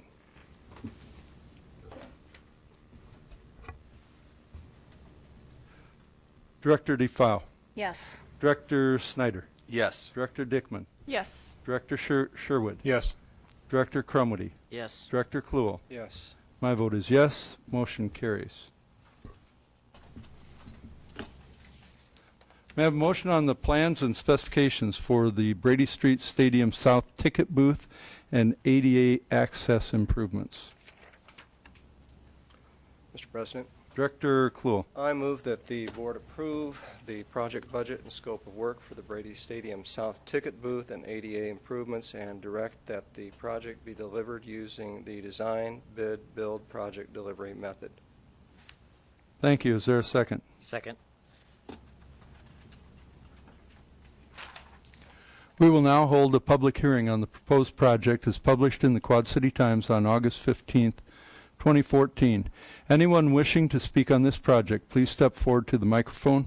State your name and address for the record.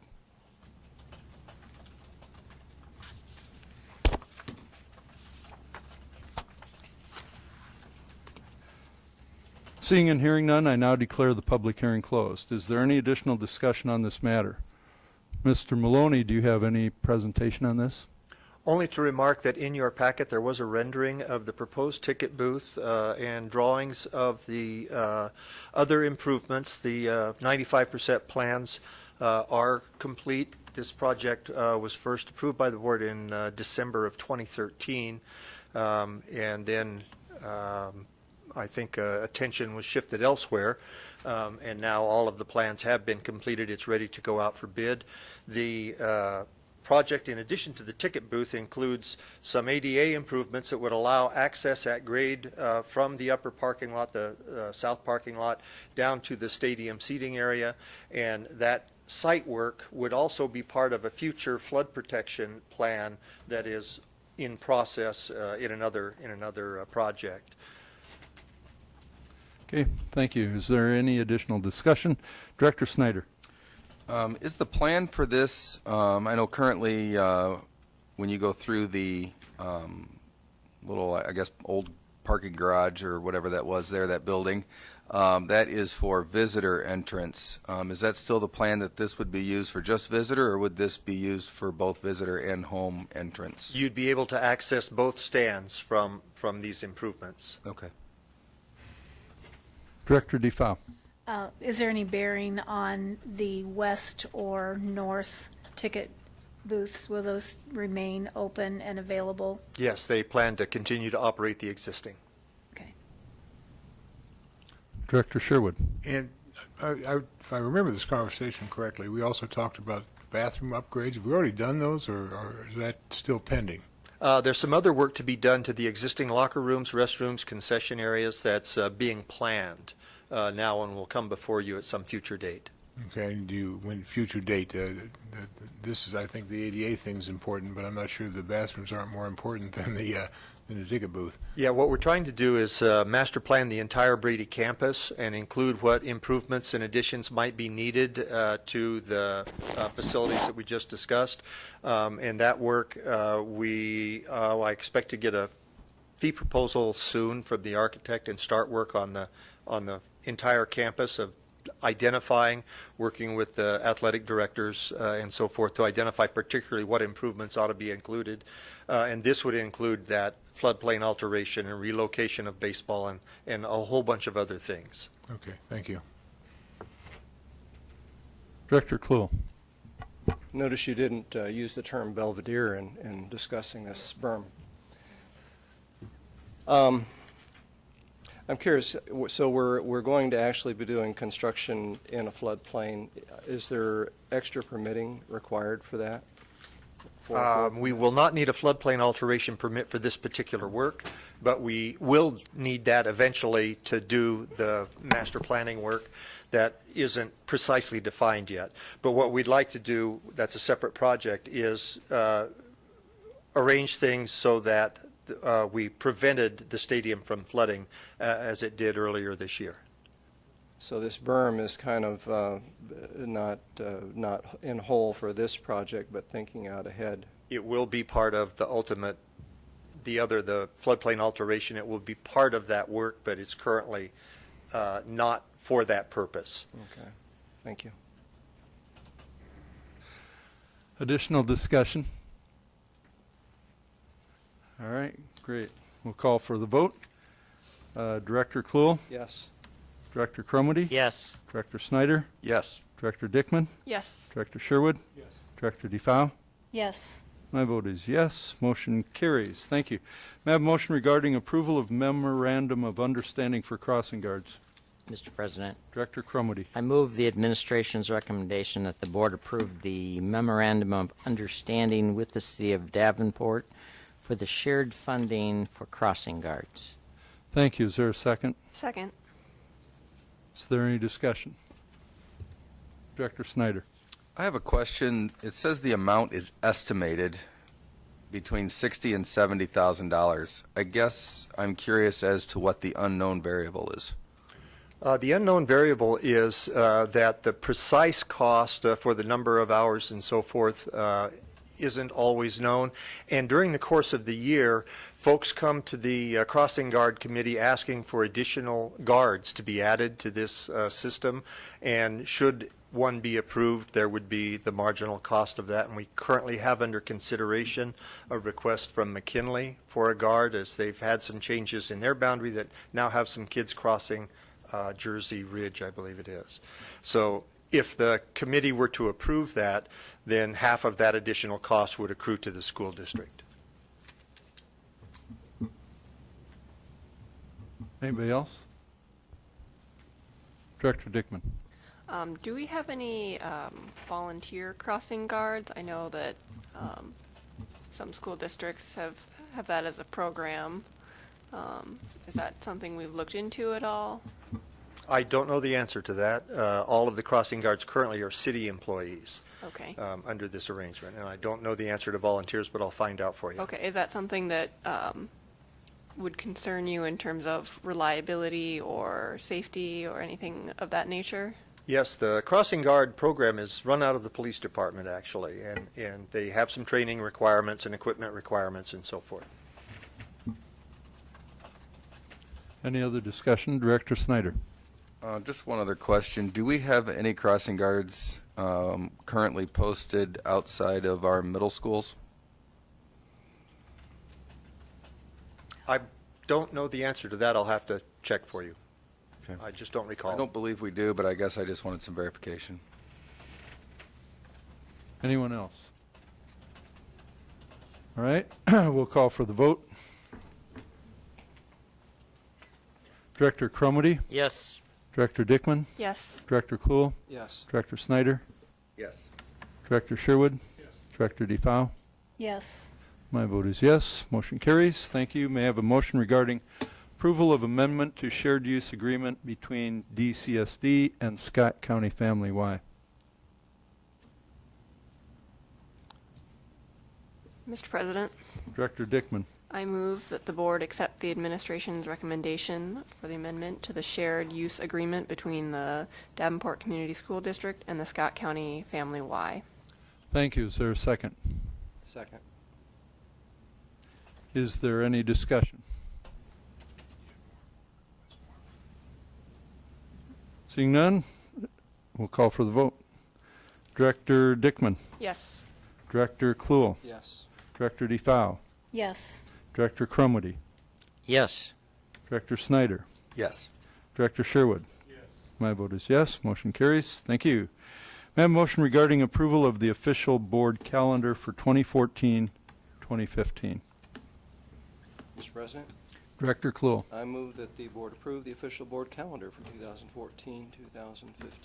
Thank you. Is there a second? Second. Is there any discussion? Call for the vote. Director Kluhl. Yes. Director Snyder. Yes. Director Sherwood. Yes. Director DeFau. Yes. Director Crumwitty. Yes. Director Dickman. Yes. My vote is yes. Motion carries. Thank you. We'll move on to policies for board approval. May I have a motion regarding Mr. President, Director DeFau? and prior to my motion, unless there is an objection from the board, I would make this motion as a singular motion. So, with that, I move that the board accept the policy committee's recommendation and approve the following policies that were discussed at the 8/11/14 regular board meeting. 602.20 United States flag, 307.06 unauthorized person in buildings, 701.03 construction and renovation specifications, and 702.02 procedures with architects, engineers during construction. Thank you. Is there a second? Second. Is there any discussion? Director Snyder. Director Snyder. I just have one question. When we were discussing the visitor passes required at the schools, we had talked about some type of a pass that would be more permanent for people that are frequently in schools, such as coaches, so on and so forth, so that they do not have to sign in each and every time they enter a building. But I didn't see anything about that in the particular policy. In just what would be my opinion, I would say that that could be managed with administrative regulation, and that we did have that conversation at the policy committee meeting, and I believe that there is some thought to looking into, especially a pass for established volunteers. So that's something that administration could. I think that could be managed Step with a outside the policy. regulation. Okay, thank you. Any additional discussion? Director Crumwitty. Yes, I have a question about the policy under United States flag. The part added for the flying the POW MIA flag in addition to the American flag, if I'm reading this correctly, we're going to fly it the third week in September, which culminates the POW MIA Recognition Day on the last Friday of the week. So that's one time we fly it. That would be 1 week. During that entire week. During the entire week, which culminates with the POW MIA Recognition Day. Okay. And then also on Veterans Day when school is in session. Correct. So those are the two times that we would be flying the POW flag. Correct. So my question is this: when we were approached about this issue, was that satisfying to the group that came forward? After our discussion at the policy committee, Dr. Tate had a further conversation with the POW MIA group, and they were actually quite pleased and expressed that to him in writing. So they're looking forward to the opportunity to, have the POW MIA flag flown during those times. Okay.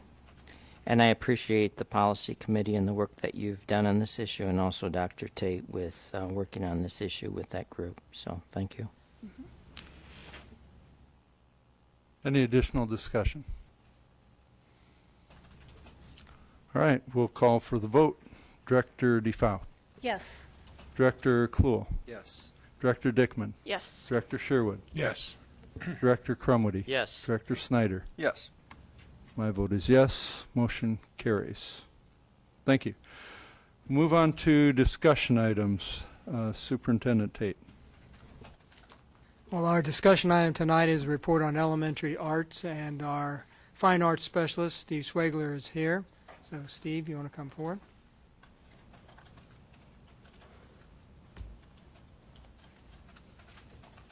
Good evening. My name is Steve Schwegler. I'm Curriculum Instruction Specialist for Fine Arts. I appreciate this opportunity to address the Board of Education, as I haven't had the chance to meet all of you in the past 13 months that I've been on the job. I'm excited and proud to work for a school district that demonstrates a dedication to fine arts education.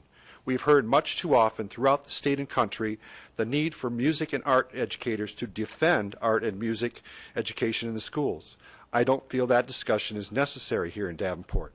Everyone here understands the importance of fine arts education, not only for learning about the arts, but for what it does for student development in thinking and creativity. The fine arts help define us as a community. It's who we are. It's part of our culture and everyday life.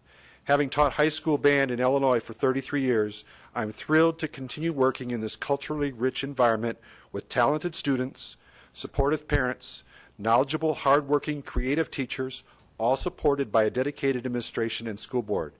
Thank you for making us a district of distinction in the fine arts. That being said, I'm here this evening to make a presentation on elementary visual art curriculum and instruction and how it relates to allotted time. Before we look at the data regarding K through 5th grade visual arts instruction time, I'd like to set the context for its examination by answering a few questions. Does our district have a common and viable K-5 visual art curriculum, and is it important? With the reestablishment of the curriculum department in 2005, the Davenport Community School District set as its goal a common, guaranteed, and viable curriculum for all disciplines. Our visual art educators took this challenge seriously and immediately began work with their curriculum specialist, Kay Hall, to create a comprehensive and sequential kindergarten through 5th grade curriculum. You have a sample of this work in your board docs, which includes a grade 3 curriculum map.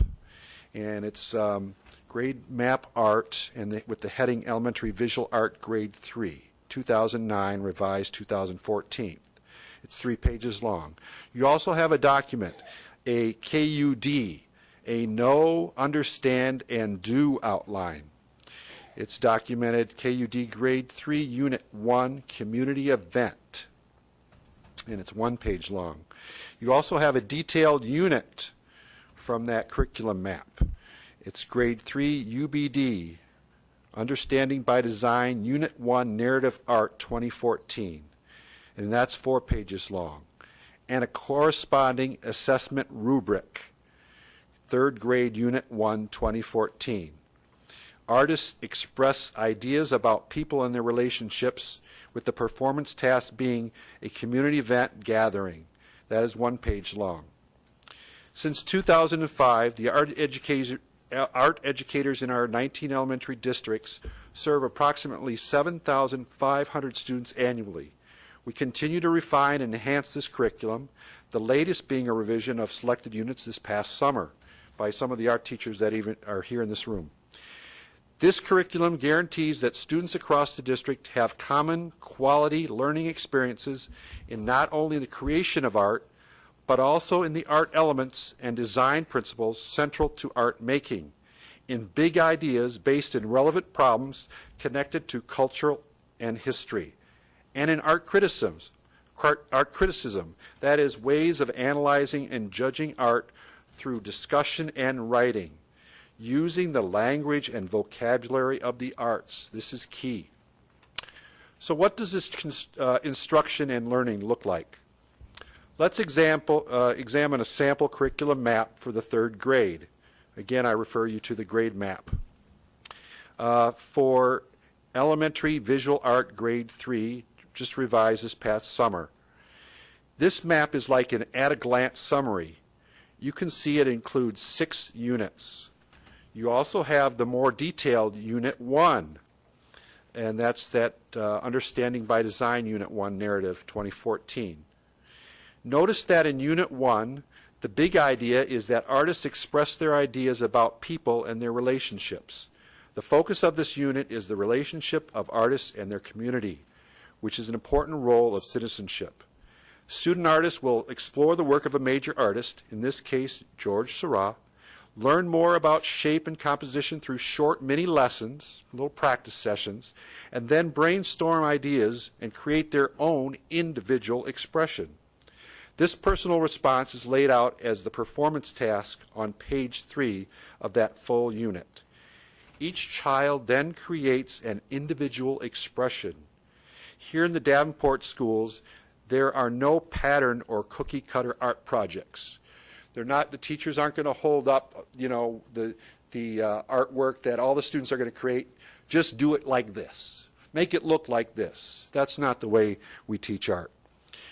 So what does this process look like?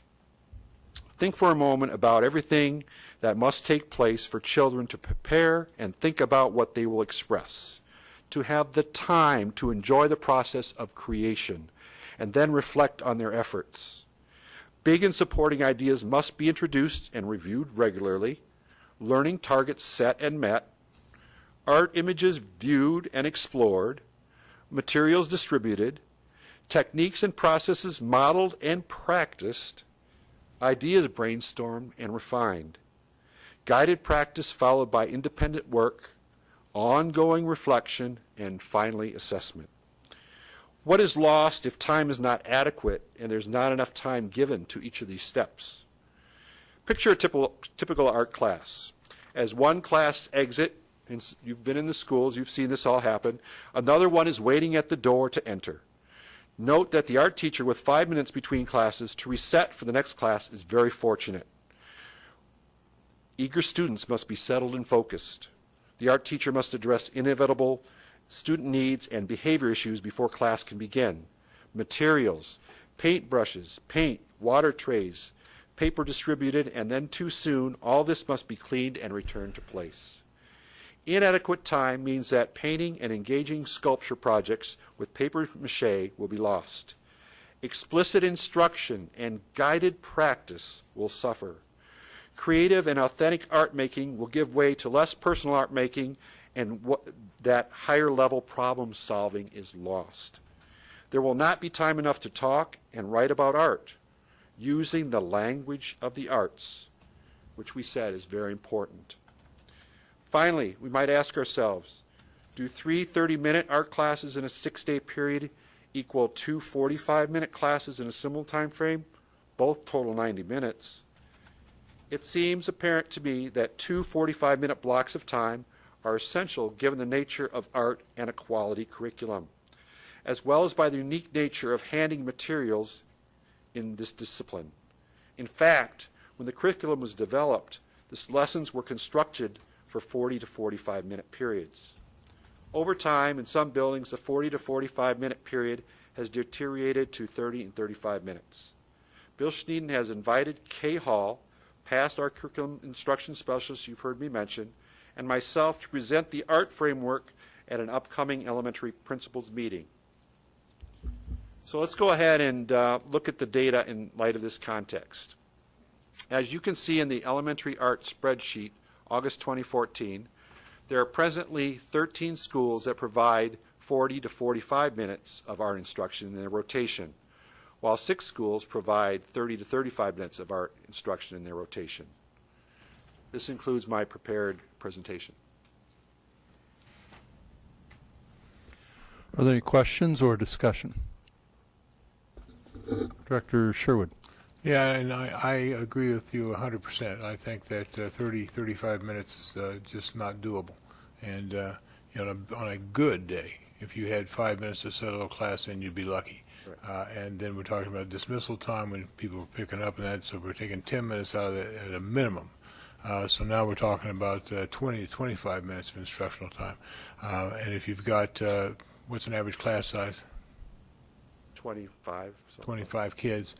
So we have essentially less than a minute per kid if we're going to do any kind of tutoring or guided instruction, or guided practice rather. So it's not doable. 45 is very short. The question that a lot of people have is that where do we get the time? And if we take it away from reading and math, are we then impacting those things? And I would contend that, in fact, we're enhancing that because kids will be much more likely to be happy in their school. We've got a lot of kids that are art focused that actually are tactile learners, kinesthetic learners, and so the other question I'd ask you, we're always looking at Dr. Tate on his little caption for his emails says we're all teachers of reading, and I believe that. How do you in the arts enhance the curriculum that we're talking about, the reading and math curriculum? Very frequently there's, things that they talk about, and there's, reading done in the class on these different artists. And for this example here, George Seurat, they would read about him and Right. different things he'd done, and then connect it to his artwork.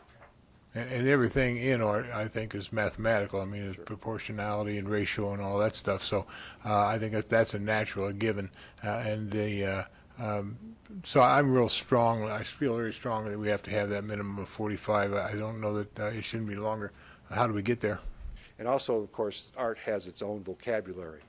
So they're learning words like texture and Yes. line and Yeah, we can't say that we go to the trouble of having an arts academy downtown, and that's a very important thing, Right. and then deny a foundational education in the elementaries to those children that are later on going to be art focused. That'd be a kind of a contradictory. How do we get to 45 minutes? Have you thought about this? We're going to have, coach up, if you will, the principals at their principal meeting and let them know the importance of this. Maybe it's something they, aren't familiar with, all the things that are involved in an art class and what needs to be done. But I can certainly empathize, with the initiatives and with the scheduling and needing larger blocks of time for other things, that this becomes a challenge. But it seems that 13 schools are able to meet this challenge, so maybe we can help the others, find that time too. Thank you. Director Defoe. And I might add that I'm very grateful to have received this information. Ever since we've been having conversations about 90 minutes of uninterrupted reading and math and non-negotiables, it's been a concern of this board that we are able to preserve and maintain a student's opportunity to participate in PE, in the arts, in vocal and instrumental music. So I'm really grateful. And it wasn't, it's not a new problem. 12 years ago, when I first served on this board, one of the first things that was on our agenda was to instruct the administration to restore elementary art positions that had been cut as a means of balancing the budget at that time.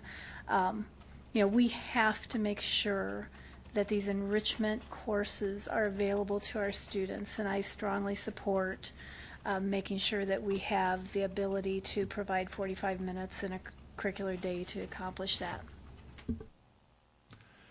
Director Dickman. I'm curious, I know that there are various studies about how students learn math, reading, all those skills, that, if they do it every other day or if they do it every day, how it sinks in better. Do you know of any information about that kind of studies with art, like if they're... I know those kind of studies have been done, but I also know that just from experience of working with, bands and that same kind of setup where you are going over things daily, that an amount of time, think time to process is very important, and to be rushed through these steps, you're not really learning. Mm-hmm. And so you could revisit it more often, but you're still not going to get the gist of it, the meat of it. Okay, so your preference would be towards really trying to get the 45 minutes That's as the opposed to optimum. having it more... 40 is okay, 45 is the optimum. Okay, and I also second some of the other comments that I appreciate you're fighting the good fight. That everyone is always talking about STEM, which is also very important as well. Something that I've seen a couple times is STEAM to Sure. add the arts into piece. it, Yeah. and I think that's really important too. I've done a lot of reading about Steve Jobs and all these different great innovators who have these passions in art, and the intertwining of the two and the liberal arts courses that they take in college are really where they found their passion. And so I think it's very easy to get so focused on the science, the math, the technology, and the engineering, and to forget about the arts part that really that really gives us inspiration. I would say that the students are learning a lot of the things that they need in life in their art classes. I made notes because I'm forgetful. They're learning their context clues, the cause and effect when they're mixing paints, the vocabulary, as you mentioned, even just following directions. That's a really important skill, and I've met people sometimes that don't have that skill. They're expressing their creativity. When they're doing the introspection, they're gaining critical thinking skills about how do I want to do this, how do I want to end up, how do I get there, and so thank you. I can just tell you also from my experience in kind of being from another state and now over here and love it here in Davenport, the quality of our arts. It's not just that we're doing it, but it's the quality of it. People talk about it. People recognize it.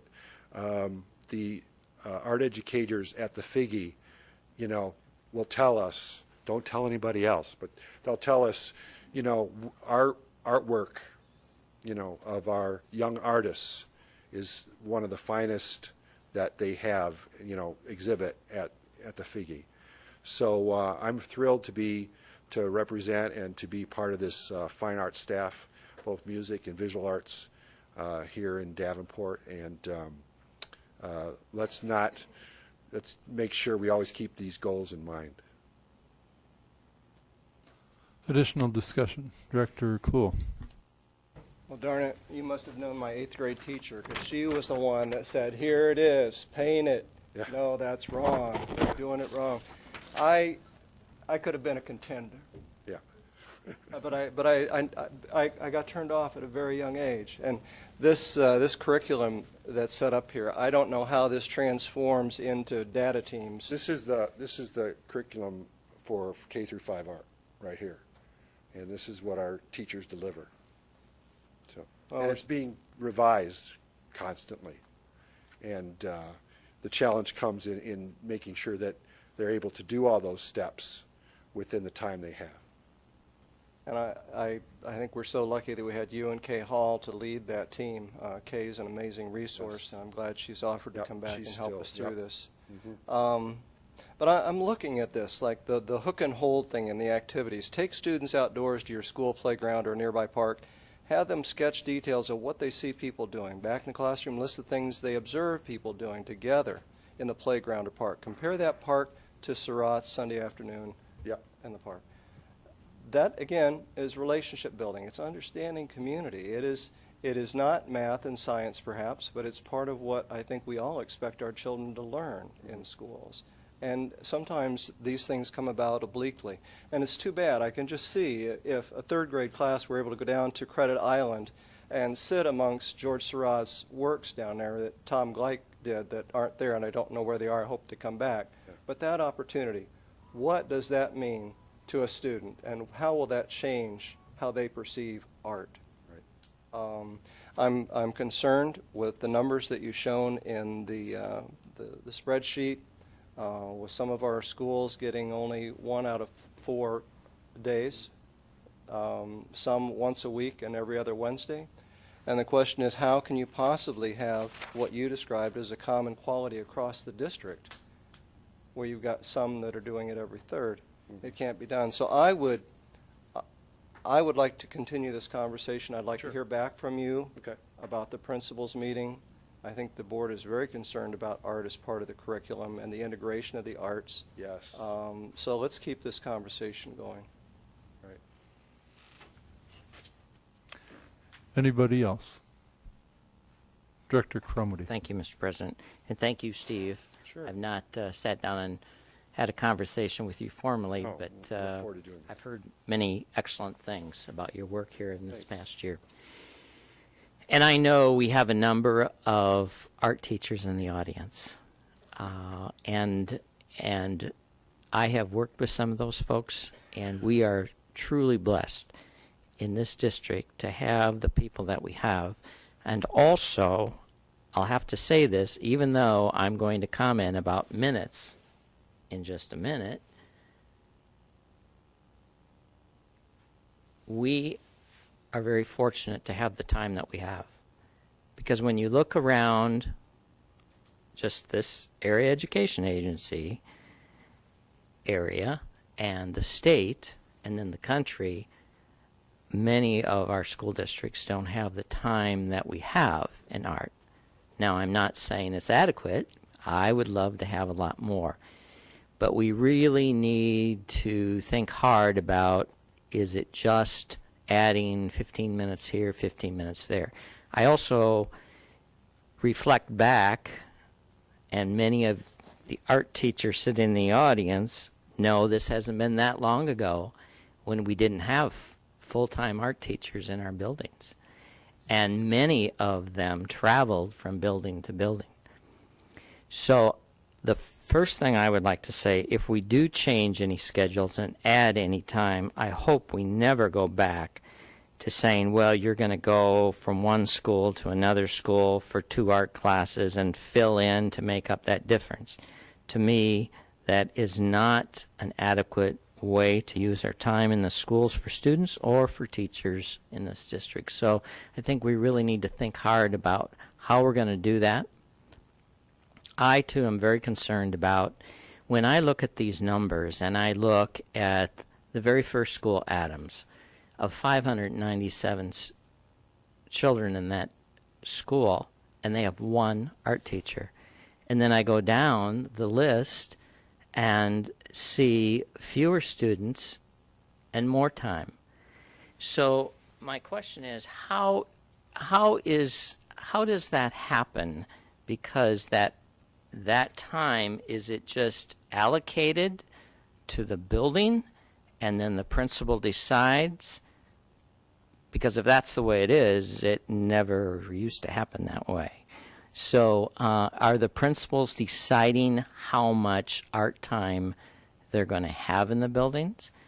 One of the questions that we asked when we surveyed the principals last spring was, if you're not doing 40 or 45 minutes, what are some of the reasons why? And they listed several things. Some was staffing, some was classroom space, facilities.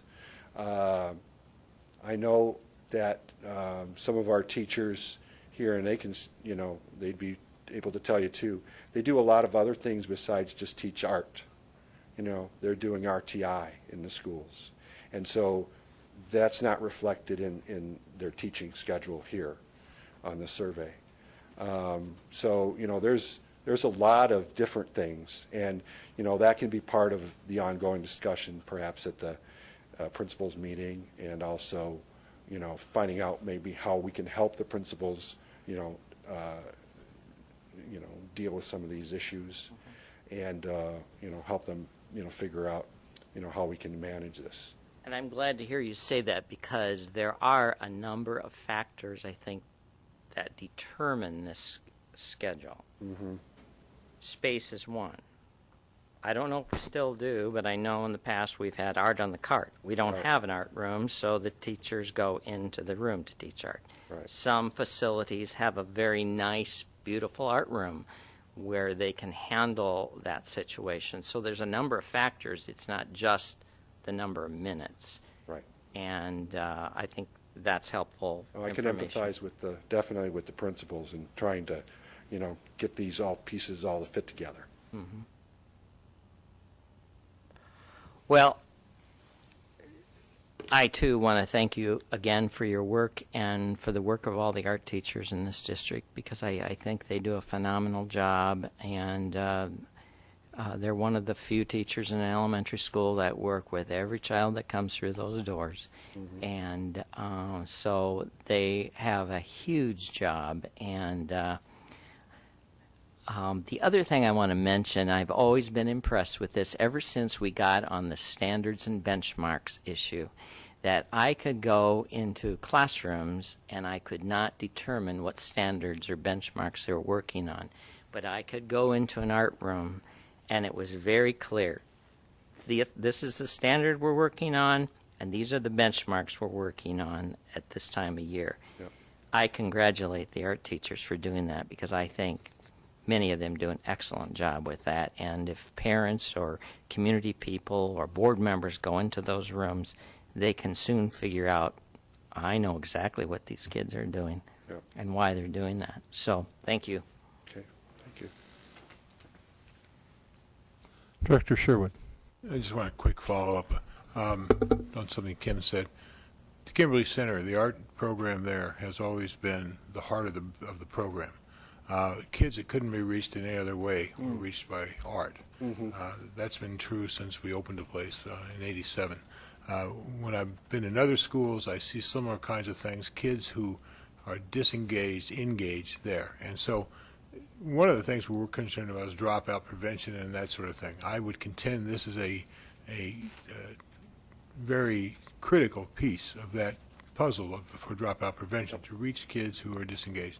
So it isn't just a matter of the instruction itself, it's a home for a lot of kids, a low stress, high reward kind of environment. And so when we think about how we allocate time in these elementaries, we have to consider all the kids. And Rich is always talking about this, that factor of happiness in the building. Art brings that. It brings happiness not just to the kids, but to the faculty. Yeah. We've got art right here in this building that Sure. faculty is very proud of, and people walk by, we're proud of it when they do. It's an essential part, and our music program is very similar. So, I just want to make that point. I know it's already been made, but I just want to throw my 2 cents worth in. Thanks. Director Snyder. I don't want to drag this out, but I wanted to, again, thank you for the information. I'm really proud of what this district does for its art program, whether it be visual arts, music. I've seen firsthand, I have nieces and nephews that attend school in another district in another state where their art class basically consists of a rollaway cart that's kept in a custodial closet and only is brought out, as a filler. They no longer have music as part of the elementary curriculum. And by the time these kids get to middle school and high school, they've found other interests, and it really, really hurts the programs, those music programs in middle and high school level. And for those that aren't aware, our district, Little Davenport, Iowa, school district was recognized last year as one of the top school districts in the nation for its music education. Not just the state of Iowa, but one of the top districts in the nation. And that is a huge honor, and that goes to show that you're working hard, and all of our teachers are working and marching towards that common goal, and I'm proud to have that as part of our district. I'd be glad to come back and talk about the music program next time. No, you don't want to hear that. Any additional discussion? All right. Well, thank you very much. Thank you, Steve. Thank you. Great presentation. Thank you very Great much. discussion.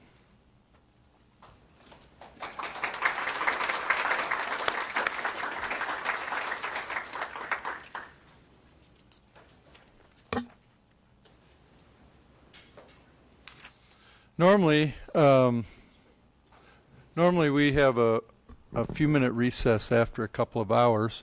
However, we've only got one additional discussion item, which I don't think will take too long, and then board reports or requests. Is there any inclination by the board to take a recess? It's not very long. 5 minutes. Oh, I thought you meant for a recess. Not very long will be, I would imagine less than 15. All right, we'll go for it. Thank you very much.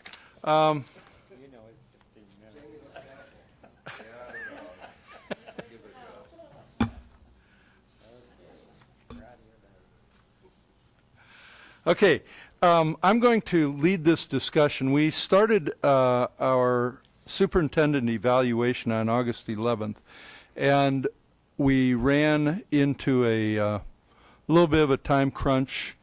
But part of this that I've done is to try to capture what I think the board was representing as a whole. So I used my notes from that evaluation session, as well as notes from the individual notes from the board members. I want to express this, and I decided to read it rather than to pass it out. I'm not looking for wordsmithing. I am looking just for a general consensus that I've captured what the board has said. We're going to follow, and at the end I'll talk a little bit more about 2 additional sessions that we're going to have. So I'm going to read this, and just bear with me, it's not too long. Superintendent evaluation, August 11th, 2014. The board and superintendent met in open session on 8/11/2014 to conduct the superintendent evaluation for the 2013-14 year. Standards 2 and 4 from the SAI ISAB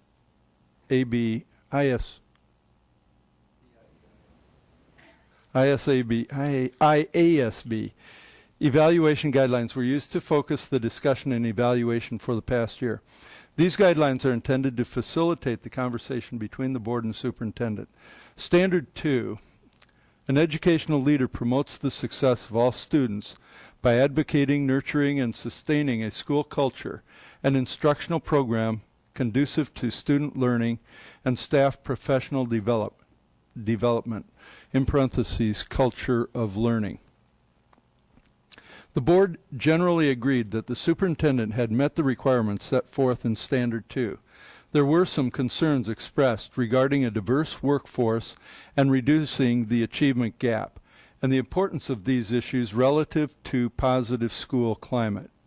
There was also the suggestion that these 2 issues may be somewhat aligned.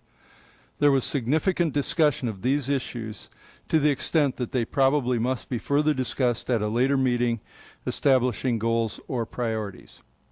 There were many highlights, including the superintendent's visibility in the schools, celebration of achievements, and coaching/mentoring for teachers and principals.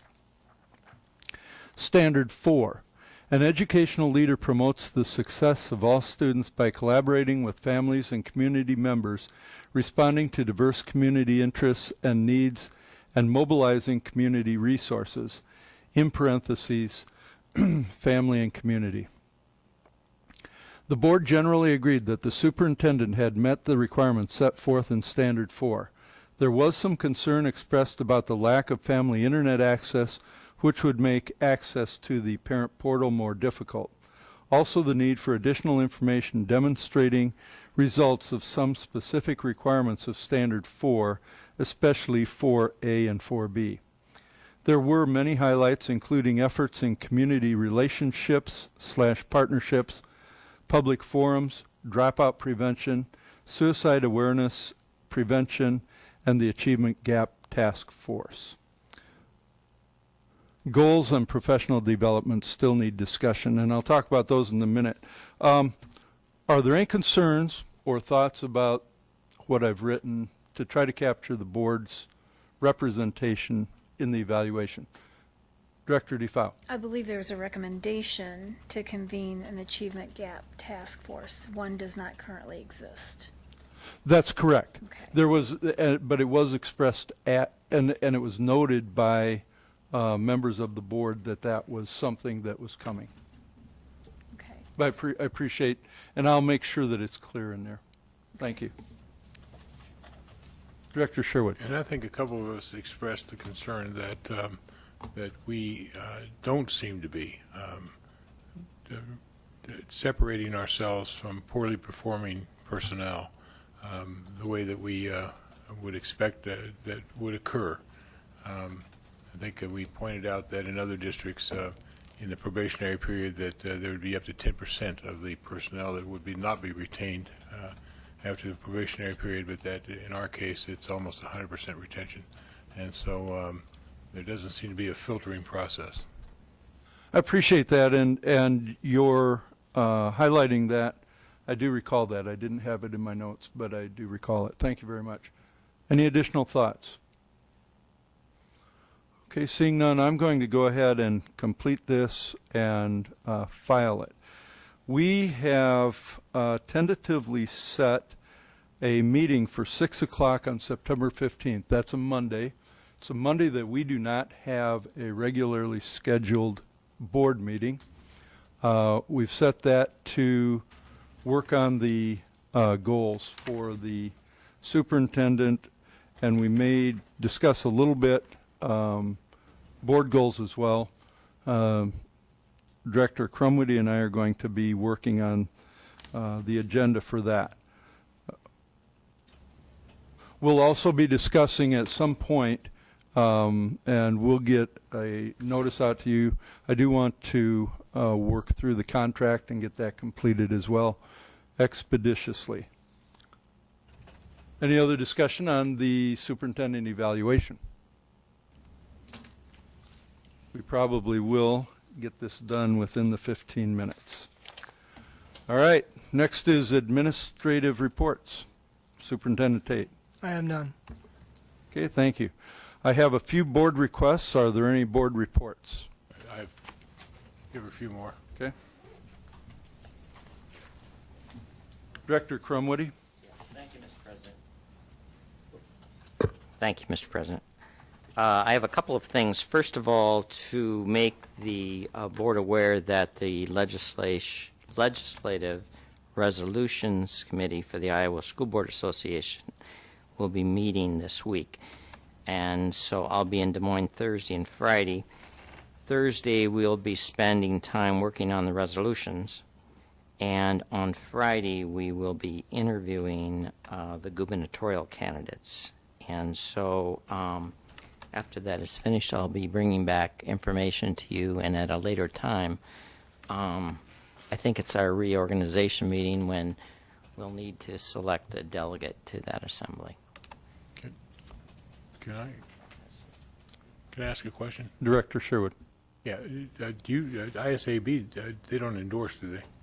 No, they do not endorse. This This is an open meeting, and the media also has been invited to participate in that meeting.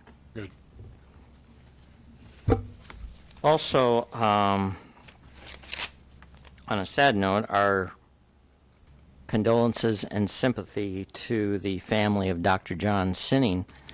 Dr. Sinning was a longtime school board member here in Davenport a few years ago. He was also past president of the school board, serving on the board for 11 years. So we express our sympathy to his wife, Beverly, and to the Sinning family. Thank you. Any other reports? Director Sherwood.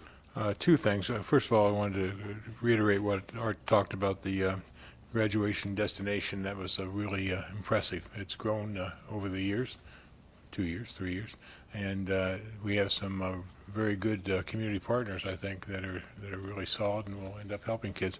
The other thing, I attended the LZAC committee meeting, and I want to congratulate Dawn Saul because she's brought together a really quality group of people who are anxious for us to interact with them on a close basis.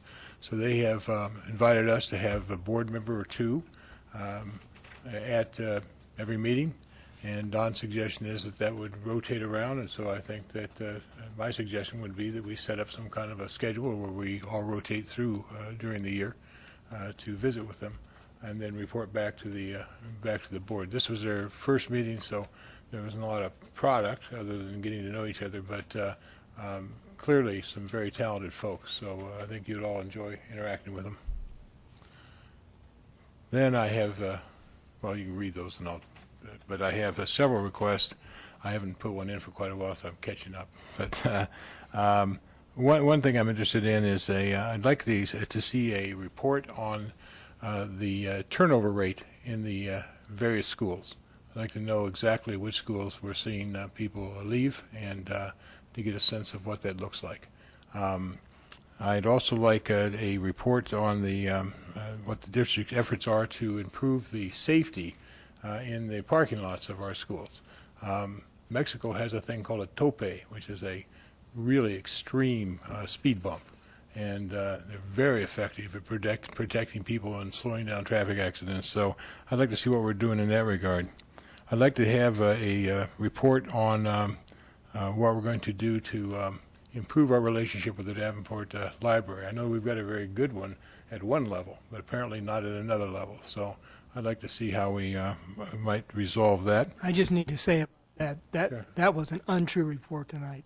Okay. I will correct that, but that was not true. Okay. I appreciate that. Then I'd like some feedback for the clarification. Thank you. The issue of weighted classes, I think we've talked about it before. I think we should have an agenda item on weighted classes because our counselors are the ones, the front line, that should be telling kids what their workload's going to be like. That should be the front line of how kids schedule. But unfortunately, often counselors are overworked and it may not always get done. I think some system where we can indicate that it's not a bad idea. I'm not sure that is a good idea either. It may discourage kids from taking classes they should take otherwise. But at least it's something that should be discussed, I think. And I'd like to see what the administration thinks about that. And I think that's about it. Thank you. Thank you. Any additional reports? Okay. I just have one brief one and then a few requests. The superintendent asked earlier in the meeting for a board member to participate as a committee member on the Achievement Gap Task Force. And I'd like to make a selection as quickly as possible. If anybody wants to indicate their interest right now, that's great. Otherwise, give me an email and we'll take care of that as quickly as possible. Director Sherwood. Could I ask Art a question? Do you have some idea of what the workload will be on that? It's every 2 weeks, and we have a schedule already, so I can actually ask Brenda to send it out to everybody. You can look at the times. Okay. Yeah, that would be helpful because I might be interested as well. That might be as well, yeah. Going to have to juggle to accommodate it. Okay, great. So we'll get that out in the next day or so, and I would ask that board members, let's see, this is Monday. Do you know, Superintendent Tate, do you know when the next meeting is? Just by chance? I think I said September 4th. September 4th, which is next Wednesday or so. So if board members could respond back to me by email by, say, Friday, I'll go ahead and make a selection. Appreciate that. We have a few board requests. Director Sherwood, agenda item, I would like a presentation on the bonding capacity of the district. It looked like bending. Director, I don't know. Director Director Kluhl, an information request consideration of weighted grading for advanced placement courses from the local school improvement advisory committee based on work done previously by Rob Scott's committee. I would like their consideration as part of the board's interface with public. Director Kluhl, information request. The board previously discussed hiring an efficiency expert to review the district's administration and operations. Requests the status. Director Dickman, would it be possible to move the ASC staff and services to part of the Keystone building? I'm going to guess that's an information request. That's it for board requests and reports, unless there's anything else. I'll entertain a motion to adjourn. Is there a second? All those in favor say aye. Aye. This meeting is adjourned.